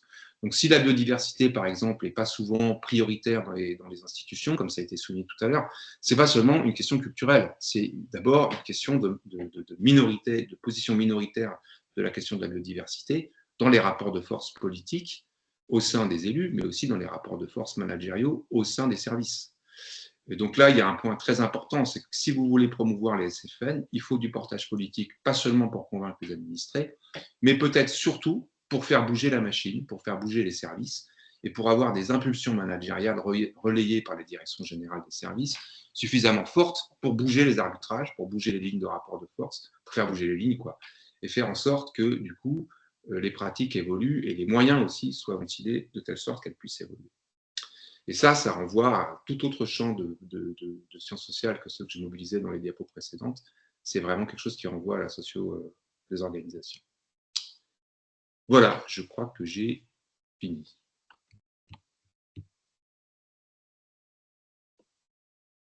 Parfait. Merci beaucoup, Jean-Baptiste, pour cette intervention très riche en enseignements et retour d'expertise sur les travaux que vous avez réalisés. Alors, peut-être 2-3 questions qu'on peut vous proposer. Est-ce que vous avez identifié des leviers, des outils, des stratégies qui favorisent, qui permettent de faciliter effectivement un bon accueil, une bonne acceptation des SAFN par les habitants? Est-ce que vous avez peut-être des exemples ou voilà, des pratiques qui ont permis de faciliter effectivement Oui. l'acceptation des SFN? Alors, pour comprendre l'exemple que je vais donner, peut-être, il faut bien voir que moi, je m'interdis, et je vous invite à faire pareil, de conjuguer la notion d'accueil par les habitants ou de demande sociale au singulier. C'est-à-dire que ça va toujours être hétérogène. Voilà, les administrés, c'est les gens, ce qu'on dit les gens, ou les personnes ordinaires, etc. C'est une diversité. Et donc, ce qu'il faut toujours avoir en tête, c'est que vous allez vous retrouver dans une situation où il y aura une tension conflictuelle parce que vous introduisez du changement. Je veux dire, c'est inévitable, en fait. Vous ne pouvez pas rêver d'une situation, ça peut peut-être arriver si vous avez beaucoup de chance, mais d'une situation où tout va être d'emblée consensuel. Et donc, ce qu'il faut avoir en tête, c'est qu'il faut être stratège d'une certaine façon. Et donc, il faut se dire que la première chose à faire, ce n'est pas nécessairement de penser d'abord aux gens qui ne vont pas être d'accord et comment leur parler, c'est surtout d'essayer de faire en sorte que les gens qui seraient susceptibles d'être d'accord puissent être là et puissent réagir. Or, ça, on ne pense jamais à le faire. Donc, concrètement, ça veut dire quoi? Ça veut dire que quand vous faites une intervention de ce type, eh bien, il faut veiller en amont, ou au moment même de la conception technique, à organiser des ateliers où vous allez faire en sorte de convier les gens qui sont susceptibles de bénéficier de la renaturation que vous voulez mettre en place. Cette demande sociale, il faut la révéler, autrement dit. Sinon, effectivement, vous allez n'avoir que ceux qui ne sont pas contents, parce qu'eux, ils vont parler, eux, ils vont réagir. Et les autres, ils seront indifférents, parce qu'ils n'auront même pas pris conscience de ce que vous leur apportez, ils ne seront même pas au courant. Donc, quand vous réinvestissez une friche urbaine, comme j'ai pu le faire avec les pages UCA dans un quartier populaire de Marseille il y a quelques années, eh bien, il faut absolument faire venir dans les ateliers que vous organisez, non seulement les gens qui sont déjà là, ici c'était des jardins partagés, c'était des jardiniers, mais il faut aussi justement qu'il y ait le jour de l'atelier d'autres personnes qui viennent aussi, les riverains, les entreprises qui sont dans le coin, les représentants de l'école du coin qui sera ravis de faire venir travailler ses élèves en école du dehors sur ce lieu-là. Enfin bref, des gens qui représentent une demande positive par rapport à votre projet, pour que les gens qui ne sont pas nécessairement d'accord au départ, les jardiniers, en l'occurrence, puissent voir qu'il n'y a pas que, et qu'il y a des demandes sociales qui existent et que ces demandes sociales, elles sont consistantes et elles sont portées. Une fois que vous avez installé ça, les réticents, déjà, ils ne sont plus tout à fait dans la même posture. Le rapport de force avec eux est plus tout à fait le même. Et puis par ailleurs, eux-mêmes évoluent, c'est-à-dire qu'ils sont conscients qu'il faut qu'ils donnent une image d'eux-mêmes qui doit être sociable, justement. Ils doivent aussi être ouverts aux autres. Donc, il faut installer en fait cette régulation sociale dès le début. Ça, c'est un premier point. Et le deuxième point, c'est que ça renvoie à la conception technique du projet. C'est-à-dire qu'il faut demander aux personnes à quelles conditions ils vont s'approprier socialement le site. Et là, il n'y a pas de réponse toute faite. Il faut les emmener sur le site. Il faut leur dire, voilà. Et du coup, il faut donner à voir ce que sera le site une fois qu'il sera fait. Ce qui n'est pas facile. Si vous leur montrez un plan masse ou un plan de coupe, avec des cotes et tout, ça risque de pas très bien marcher. Donc là, je rejoins tout à fait ce qui a été dit dans le chat tout à l'heure. Il faut un travail de paysagiste qui soit capable, par des vues paysagères, par exemple, de rendre dans le registre sensible ce que va être le site pour que les gens puissent s'y projeter et expliquer ce dont ils ont besoin pour se l'approprier socialement. Mais ça, ils ne peuvent pas le faire à partir d'une projection technique du projet. Il faut une projection sensible du projet pour qu'ils puissent, d'une certaine façon, préparer leurs demandes, concevoir leurs demandes sociales à l'égard de ce projet. Dans la continuité, effectivement, de ces réflexions et de ces questionnements, on a aussi une interrogation du même ordre, mais qui concerne plus les politiques, les élus, comment renforcer le portage politique des SFN. On a vu dans les interventions précédentes que voilà, ça pouvait aussi constituer un frein. Quels sont les leviers ou peut-être des démarches qu'on peut aussi actionner pour renforcer cette composante-là? Bah, la réponse est un petit peu la même. C'est-à-dire que moi, je me rends compte souvent, je me suis parfois rendu compte que les élus avaient une conception un peu biaisée, ou peut-être datée, du rapport à la naturalité de leurs administrés. Parce que, et c'est normal, c'est leur boulot, hein, eux, ils gèrent les embêtements, si je puis dire.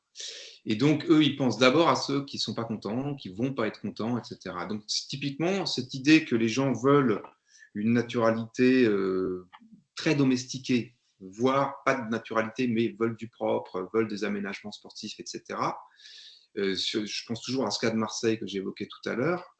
On avait interviewé des élus d'arrondissement à Marseille qui nous avaient relayé ça, en disant les gens, ils veulent un parc, en fait. Et en fait, les ateliers d'arpentage qu'on a fait derrière avec des gens montraient que ce n'était pas du tout aussi simple. Il y avait cette demande-là qui était présente, mais qui était tout de suite mise en dialogue avec d'autres gens qui disaient « Ah non, non, si on met des équipements sportifs dans ce lieu, on n'a rien compris. Moi, je veux que les gamins du quartier, ils voient de l'herbe, ils puissent construire des cabanes avec des bâtons. Et c'est ça qu'il faut. Ils ne veulent pas des jeux comme on voit partout dans les parcs urbains. » Et les gens, du coup, disaient « Ah oui, vous n'avez peut-être pas tort, etc. » Et donc, en fait, la demande sociale, elle est encore une fois plus diverse que ce que pensent les élus et plus en prise avec la demande contemporaine de nature en ville que ce qui s'imagine. Donc, pour vous répondre, si on veut faire bouger les élus, il faut donner à voir cette demande sociale qui est susceptible de les faire bouger. Parce que les élus sont très à l'écoute de ça. Hein. Ils ne sont pas du tout, comment dire, eux non plus, ils ne sont pas figés, quoi. Donc, si vous montrez que cette demande sociale, elle est là, bah, d'une certaine façon, ça les rassure sur le fait que ce qu'on est en train de faire techniquement, ce n'est pas à côté de la plaque et qu'il y a quelque chose en germe dans le corps social qui va y faire écho. Mais du coup, il faut se donner les moyens de faire grossir ce germe. Bien. Écoutez, oui, c'est vraiment très, très intéressant et du coup, ça fait rebondir à une autre question qui était aussi dans le fil de la conversation et qui est plus en lien avec la perception des risques climatiques également qui vont se multiplier, qui touchent bien souvent les populations les plus fragiles ou les plus vulnérables. Est-ce que ça aussi, c'est une dimension de prise de conscience qui peut aussi avoir un poids justement dans cette prise de conscience par les élus et qui participe aussi peut-être in fine de la demande sociale des habitants eux-mêmes qui vivent les effets du changement climatique en ligne directe en fait. Alors oui, tout à fait, mais là encore, c'est difficile de répondre en absolu parce que ça dépend vraiment des contextes.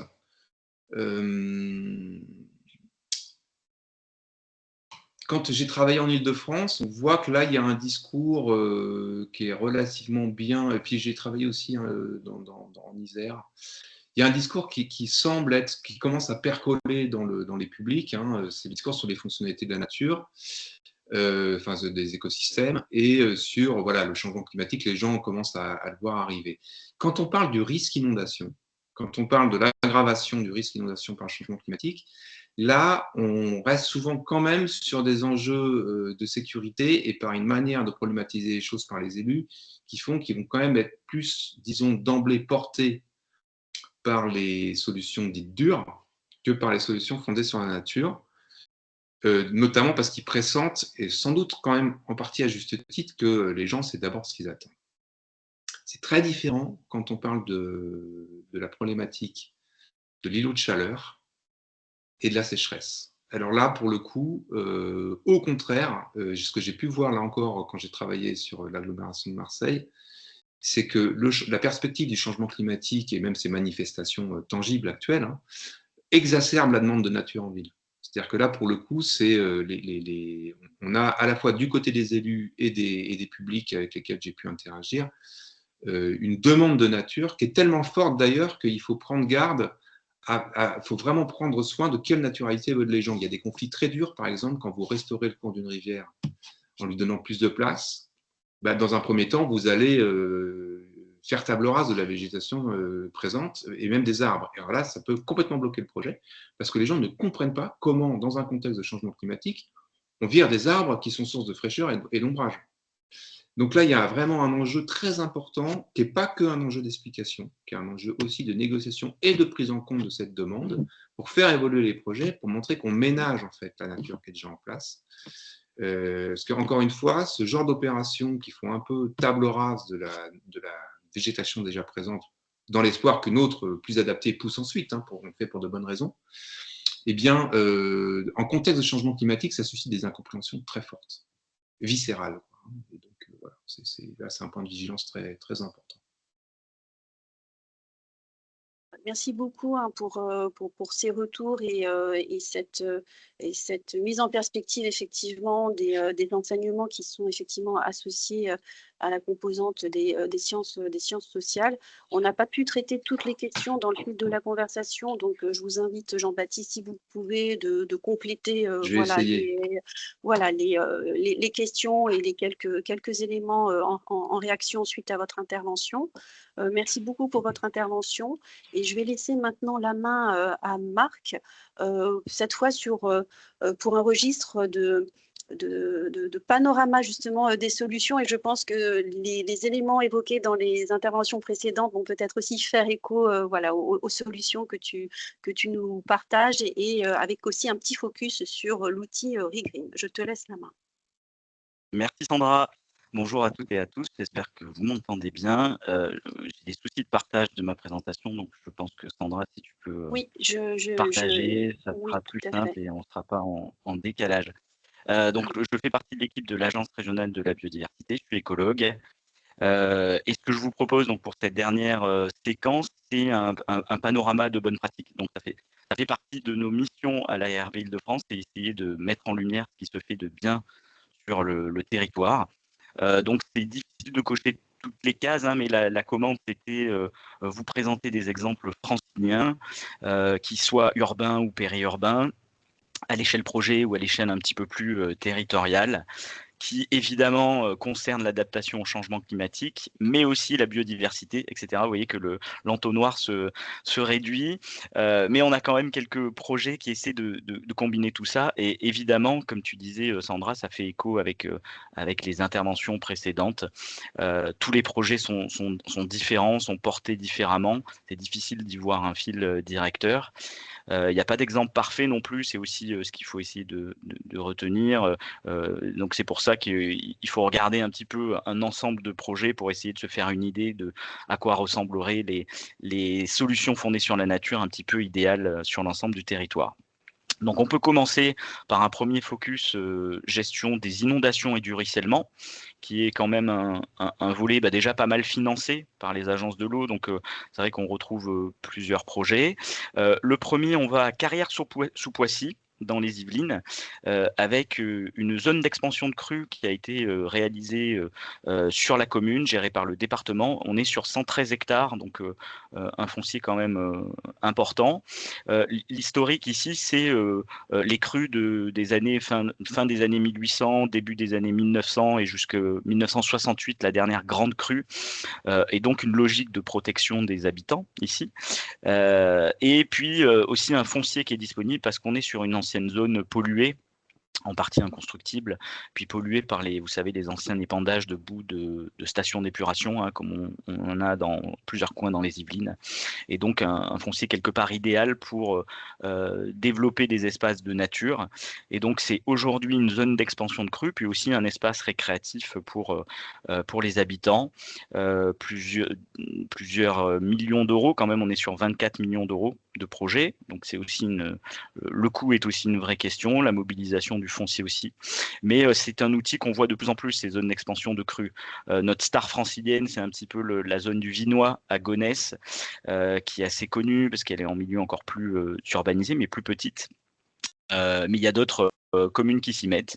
Et là, on a parlé tout à l'heure du PLU, c'est vrai que ça peut être un levier. Il y a aussi, il ne faut pas oublier les outils fonciers d'acquisition, de préemption foncière, les outils type ORE, obligations réelles environnementales, qui permettent de sanctuariser ces espaces-là. On peut passer au deuxième exemple, même risque inondation, mais là en milieu urbain plus dense, on est à Sarcelles. Sarcelles qui a connu dans les années 90 des très grosses inondations en plein centre-ville.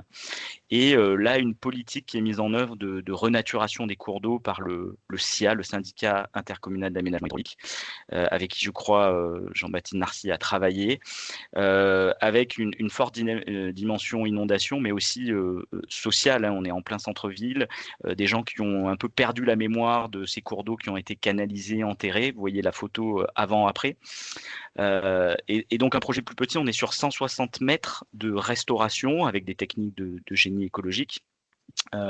Des coûts assez élevés quand on a ce contexte-là, et puis des bénéfices qui ont été mesurés. Donc c'est ça aussi qui est intéressant dans ce projet-là, c'est qu'il y a eu un suivi de la biodiversité sur le site et qui a montré le retour des espèces très très vite après la réalisation du projet. Et donc sur les usages ici, ce qu'on comprend avec le gestionnaire, c'est des usages d'appropriation au départ qui ont été difficiles, avec notamment des déchets. Voilà, on l'a vu sur les photos tout à l'heure. Hein, ça arrive souvent, comme on s'approprie pas les lieux, on s'en sert de poubelle au début, mais ça peut changer. Là, ça fait plusieurs années. Et c'est en train de changer, de faire partie du paysage urbain. On peut passer. Autre exemple, là on était plutôt sur inondation. Là maintenant des exemples de la lutte contre le ruissellement qui lui est beaucoup plus diffus et omniprésent sur la zone urbaine francilienne. Là en Ile-de-France, c'est la Seine-Saint-Denis qui se démarque vraiment, le département qui a mis en place une stratégie depuis plusieurs années de substitution, on va dire, des infrastructures grises par des infrastructures vertes pour la gestion des eaux pluviales. Ils ont commencé par un inventaire global et notamment se sont rendus compte qu'il y a plein d'anciennes cuves enterrées dont ils n'avaient même pas connaissance ou qui avaient été complètement oubliées. Au passage, des cuves comme ça, c'est le meilleur habitat du moustique tigre, hein, qui aime les eaux stagnantes et les pots de fleurs oubliés, les gouttières, etc. Donc remplacement de ces anciennes cuves par des espaces verts récréatifs, infiltrants, donc des jardins en creux comme vous le voyez à l'image ici, pendant des pluies. Qui sont au cœur de quartiers populaires aussi, ça rejoint une question qui a été soulevée tout à l'heure. Ce qui est fait ici, c'est mettre en avant les SFN pour leur côté multifonctionnel. Le focus, c'est gestion des eaux pluviales, mais derrière, c'est offrir aussi des espaces verts végétalisés accessibles à des zones qui sont carencées. Voilà, je vous rappelle qu'il y a un indicateur de carence sur les communes franciliennes et qu'on a 53 communes qui sont considérées comme très carencées en espace vert, en dessous de 6-5 mètres carrés d'espace vert par habitant en moyenne. On peut passer à une échelle maintenant projet. je l'ai mis en dernier parce qu'on en parle beaucoup, les fameuses cours oasis, toutes les communes s'y mettent. On a ici un effet de mode aussi qui est intéressant, somme toute, avec cette idée d'avoir un focus aussi infiltration des eaux pluviales, mais aussi récréativité pour les habitants. Je ne vais pas forcément les commenter. Ce que ça me fait penser, c'est la remarque précédente de Jean-Baptiste Narcy sur qui est réticent. On voit tous les exemples dans ces cas de cours oasis. Parfois, c'est la direction qui est réticente parce que on va salir l'école. Parfois, c'est les parents parce que les enfants risquent de se faire mal. Parfois, ce sont les professeurs, etc. En fait, c'est toujours différent d'un projet à l'autre. Et on est vraiment là dans des compromis à trouver entre plus de naturalité ou pas, comment on gère l'acceptation auprès de ces différents publics. On peut avancer avec un autre exemple. J'essaie de défiler les exemples hein, pour vous en montrer plusieurs. Aussi un enjeu sur l'eau de SFN, c'est tout ce qui va être renaturation des berges. Alors l'Institut Paris Région a fait un travail formidable sur la caractérisation des berges d'Île-de-France, le schéma des berges. On est à près de 1200 km de mémoire de berges, dont à peu près la moitié est artificialisée. Donc un énorme enjeu de renaturation, notamment parce que c'est des zones d'habitat, hein, des zones de frayère pour les poissons, des zones d'habitat pour les continuités écologiques. C'est aussi un moyen de limiter le bâtillage des vagues amenées par les bateaux. Et donc ici, vous avez le travail de l'association Espace, qui est une association d'insertion, donc à but social, par l'écologie urbaine, qui a fait sur le secteur de l'île Saint-Germain dans le 92 plusieurs opérations de restauration de cours d'eau. Donc ils en sont à 12 km, c'est pas rien, depuis la fin des années 90 sur la zone du sud de 92. Et là aussi, il y a eu pas mal d'inventaires qui ont suivi ces opérations de renaturation. Alors ça prend 10 ans, 15 ans généralement pour que les boutures de sol prennent, se développent, etc. Mais les résultats d'inventaire sont plutôt bons. Donc là, il y a un potentiel énorme. On peut passer à le deuxième lot d'exemples, plutôt focus rafraîchissement. Alors ça coche pas forcément que cette case-là, hein, évidemment, on est sur toujours des solutions multifonctionnelles. Et le premier exemple, on en parle peu finalement. À Paris, on connaît bien la petite ceinture, qui est peut-être un des meilleurs exemples de solutions fondées sur la nature pour les humains, les non-humains, etc. On parle moins de la forêt linéaire qui a été conçue plus récemment, près du périph', dans le 19e arrondissement. Je crois qu'il y en a deux hein, d'ailleurs.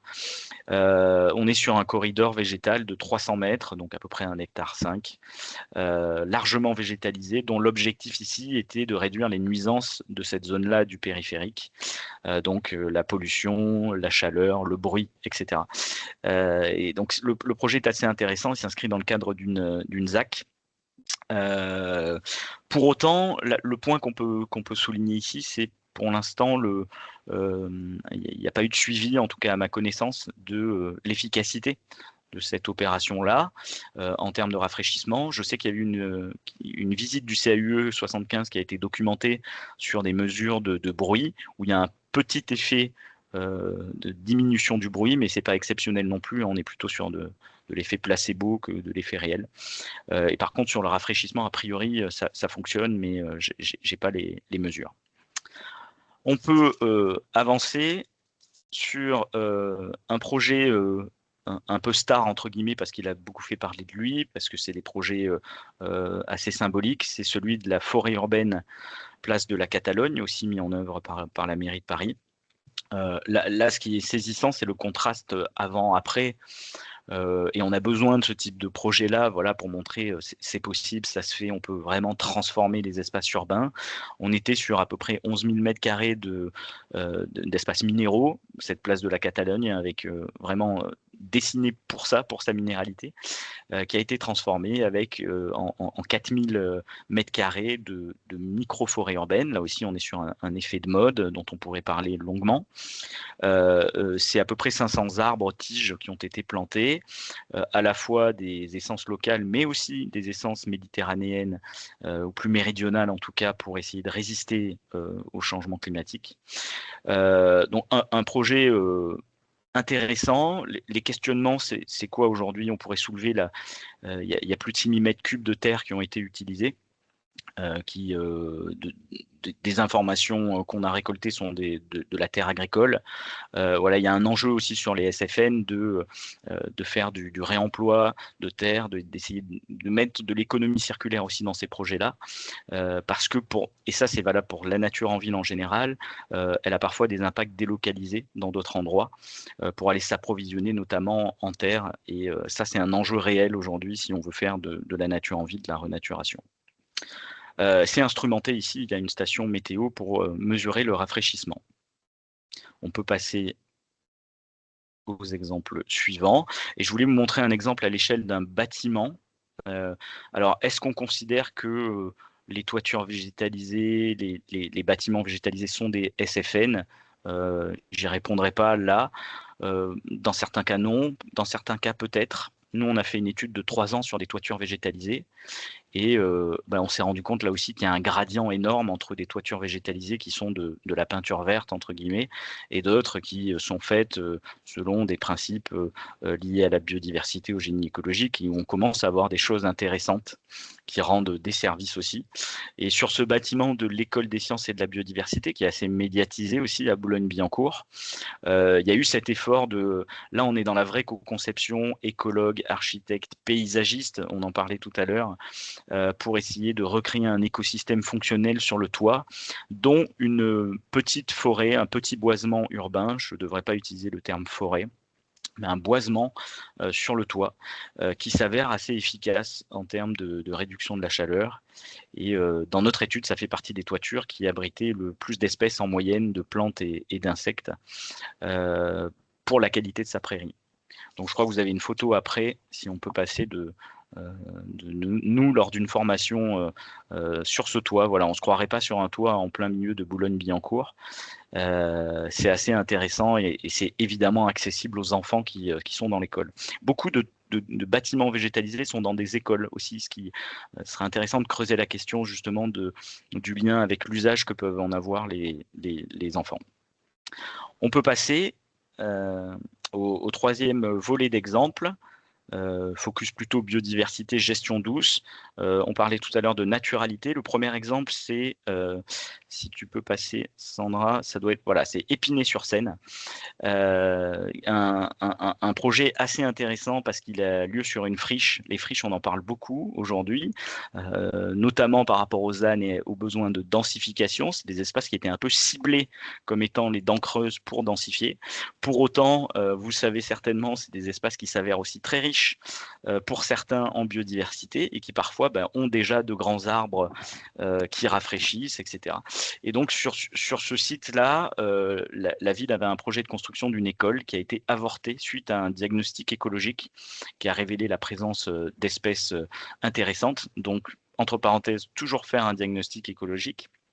Et il a été transformé finalement en réserve écologique, en tout cas en parc urbain, qui mêle différents types d'espaces, jardinés, potagers, des espaces récréatifs. Et puis, c'est la photo suivante, il y a une zone dans ce parc qui est une zone en libre évolution. Voilà, on voit l'aspect que ça va. Cette photo définit pour moi la naturalité, en tout cas en milieu urbain. On laisse faire.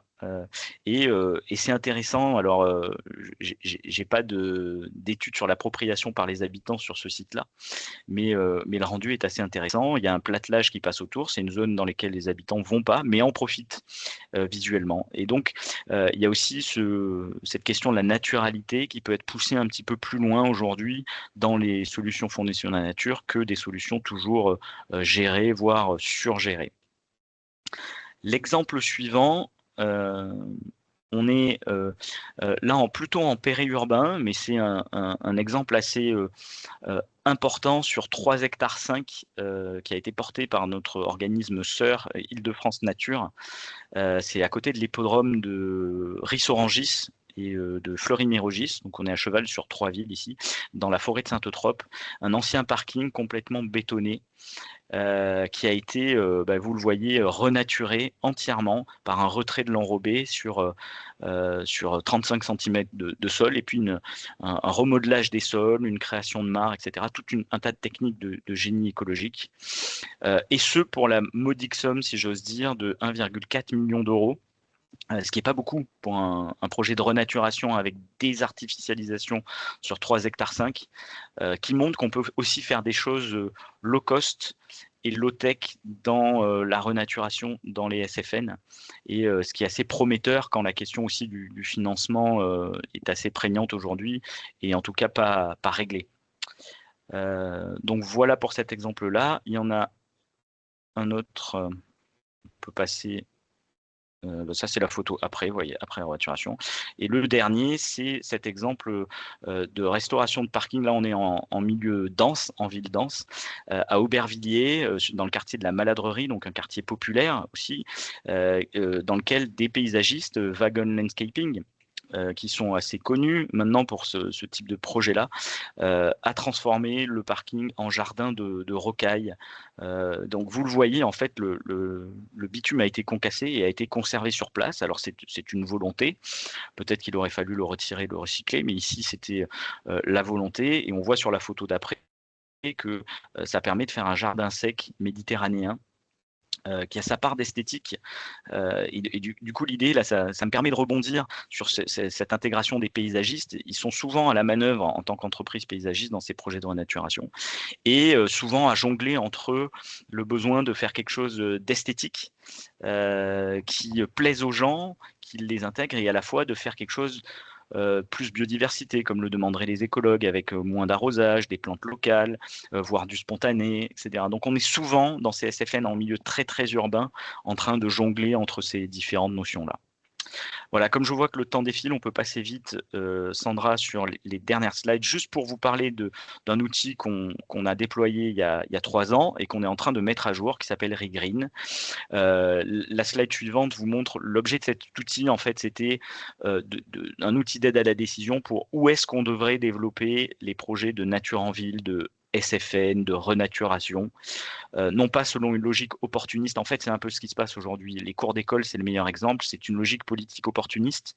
On va sur ces sites-là parce que c'est à la mode, parce qu'on a la main dessus, et pas forcément au regard d'enjeux plus environnementaux. Et donc, c'est l'idée de cet outil. On a cartographié le risque climatique à l'aide des données de nos collègues sur le territoire francilien. On a cartographié le risque, entre guillemets, biodiversité, et le risque santé et cadre de vie. Et à partir de ces 3 enjeux-là, on est capable de produire des cartes dans les territoires. C'est ce qu'on voit après, qui donnent des zones prioritaires pour la renaturation ou pour le déploiement des SFN. Vous voyez ici, sur le territoire de l'EPA Marne, on avait fait ce travail sur le risque d'inondation, par exemple. Si on passe la slide d'après, on voit sur ce même territoire les enjeux liés au ruissellement. Comme je disais, ils sont plus diffus, donc ça donne des informations différentes. Sur la slide d'après, on va voir, il me semble, les enjeux liés à l'îlot de chaleur, qui sont plus concentrés le long des axes, dans les zones minérales denses, etc. Et c'est ça, l'outil Regreen, il permet de faire des cartes par rapport à des enjeux, ou des combinaisons de cartes et des combinaisons d'enjeux, pour essayer de sélectionner des zones urbaines dans lesquelles il y a un fort besoin de développement des SFN. Et donc nous, en gros, on mâche un petit peu ce travail pour les collectivités. L'idée ensuite, c'est qu'elles aillent voir de manière plus fine sur le terrain où est-ce qu'il y aurait un intérêt à faire de la renaturation, un intérêt à porter un projet, en tout cas, qui réponde vraiment à ces 3 enjeux-là, donc qui est un petit peu au cœur de l'objet même et de la définition même des solutions fondées sur la nature. Voilà, je m'arrête ici, parce que je pense qu'en termes de temps, j'ai même un petit peu dépassé. Merci beaucoup. Merci beaucoup, Marc. C'était vraiment très intéressant d'avoir un peu une mise en perspective des solutions qui ont déjà pu être mises en œuvre effectivement sur le territoire francilien et qui effectivement permettent de répondre à différents défis face au changement climatique. Alors, il y a eu plusieurs effectivement questions sur le fil de la conversation. Une qui concerne peut-être plus spécifiquement les retours d'expérience que tu as proposés, notamment s'il était possible d'avoir des informations supplémentaires sur les coûts de mise en place de certains projets et des coûts de fonctionnement associés. Il me semble que c'était associé au retour d'expérience sur la cour d'école et je crois également sur la forêt linéaire. Et peut-être plus globalement, c'est vrai que parmi les solutions que tu nous as partagées ce matin, elles peuvent revertir des leviers différents, désimperméabilisés, renaturés. Enfin, ça va jouer sur des registres aussi et des niveaux de curseurs qui sont plus ou moins importants et donc peut-être des financements aussi plus ou moins importants. Donc, si tu as peut-être quelques éléments complémentaires sur cette notion de coût. Oui, oui, en tout cas, je pourrais les envoyer, hein. Les coûts que j'ai mentionnés sont publics, donc on peut aussi les retrouver. Mais effectivement, en fait, c'est dur de donner, je pense qu'il y a plein de projets qui ont essayé de faire ça, de donner des coûts moyens de solutions fondées sur la nature. C'est très dur, c'est ce que tu dis, c'est très hétérogène, c'est très variable. Et surtout, nous, ce qu'on remarque, c'est qu'il y a un gradient d'intensité matérielle et intensité humaine mise dans ces projets. On va avoir le projet très dessiné, très paysager au sens paysage traditionnel du terme, qui va nécessiter des intrants. Je peux prendre cet exemple sur les toits végétalisés qu'on a pas mal étudié ces dernières années. On peut avoir énormément de composants, de la matière plastique, des feutres, des bâches géotextiles, de l'arrosage, etc. Si on a tout ça, évidemment, ça surenchérit le coût. Et à l'autre bout, on a des SFN qui sont très low-tech, qui vont s'inspirer justement plutôt du génie écologique, c'est-à-dire laisser la nature faire. On va apporter éventuellement du compost, on va laisser faire la végétation pour infiltrer l'eau, et donc des coûts moindres. Voilà. En tout cas, il y a quelque chose qui est un impondérable dans les SFN, c'est le coût du foncier. Et quand on va voir notamment des zones de gestion des inondations, si elles sont en Île-de-France, elles sont plus coûteuses qu'à d'autres endroits. Il y a ce coût du foncier qui est important. Et enfin, les coûts de gestion peuvent aussi varier énormément. Soit on se donne du travail, entre guillemets, à couper les branches, à tondre tous les 4 matins, etc. Soit on pratique la gestion écologique et on sait que c'est bénéfique, et donc on réduit le rythme de tonte, de fauche, etc. Et on peut faire aussi des économies là-dessus. Merci beaucoup pour ces éléments et ces précisions. Alors, une autre question qui rejoint aussi cette question du foncier. À partir de quelle emprise de foncier peut-on avoir un aménagement intéressant? Est-ce qu'il existe des pratiques de moindre ampleur pour sensibiliser, créer des espaces pas japonais visant à renaturer, rafraîchir? Donc, il y a un peu cette notion de à partir de quel moment ça devient effectivement, entre guillemets, efficace. Alors c'est dur de répondre à cette question, ça dépend de quoi on parle. Si le sujet que je connais le mieux, la biodiversité, si on parle de biodiversité, il y a effectivement de plus en plus de notions de seuil qu'on essaie de prendre en compte en milieu urbain. En tout cas, on est en train de faire ce travail pour la révision du schéma régional de cohérence écologique sur les trames vertes. Ce qu'on voit dans les publications, c'est 1 hectare, c'est le minimum en milieu urbain dense pour avoir un effet sur des espèces qui déjà tolèrent bien la ville, entre 1 et 4,4 hectares. Alors c'est ce qu'on voit dans les publications, c'est pas si précis que ça dans la vie, mais ça c'est pour les espèces qui tolèrent le milieu urbain. On va parler des mésanges, des espèces des hérissons, etc. Quand on est sur des espèces qui fuient habituellement le milieu urbain, certains rapaces, des espèces plus forestières, etc., des écureuils par exemple, on va avoir besoin d'un foncier qui va jusqu'à 50 hectares dans les villes. Donc c'est beaucoup plus important. Donc voilà, évidemment, développer les petits espaces, c'est important et parfois on a que ça comme possibilité dans les milieux denses. Mais ce que disent les publications, c'est il ne faut pas négliger les grands réservoirs entre guillemets de biodiversité dans l'espace urbain. Et en termes de rafraîchissement, c'est la même chose, hein. La plupart des études montrent qu'il y a un effet taille dépendant, que l'effet rafraîchissant est d'autant plus important quand l'espace continu et large.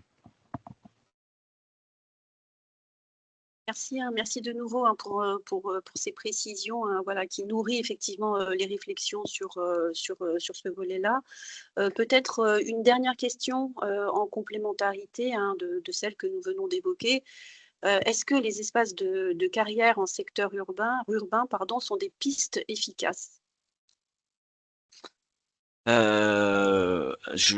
ne sais pas trop répondre à cette question. Les carrières sont quand même plutôt rurales que urbaines ou périurbaines, il peut y en avoir parfois.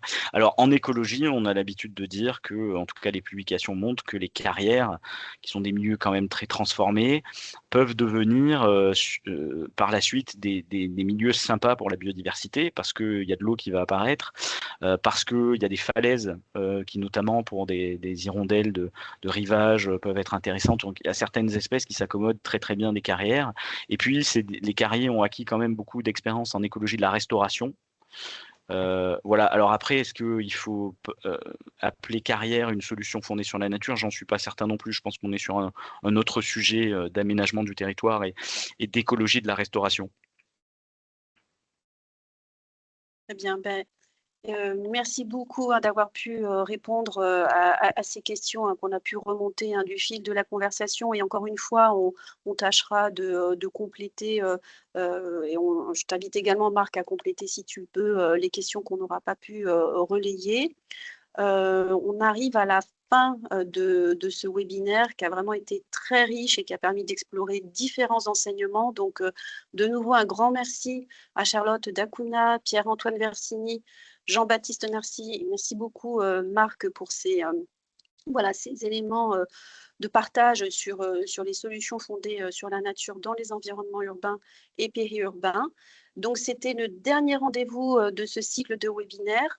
N'hésitez pas à aller sur le site internet de l'Institut Paris Région, pour lequel vous allez retrouver les différents replays, les différents supports d'intervention de tous les intervenants depuis sur ces 6 rendez-vous qu'on a pu vous proposer au cours de l'année.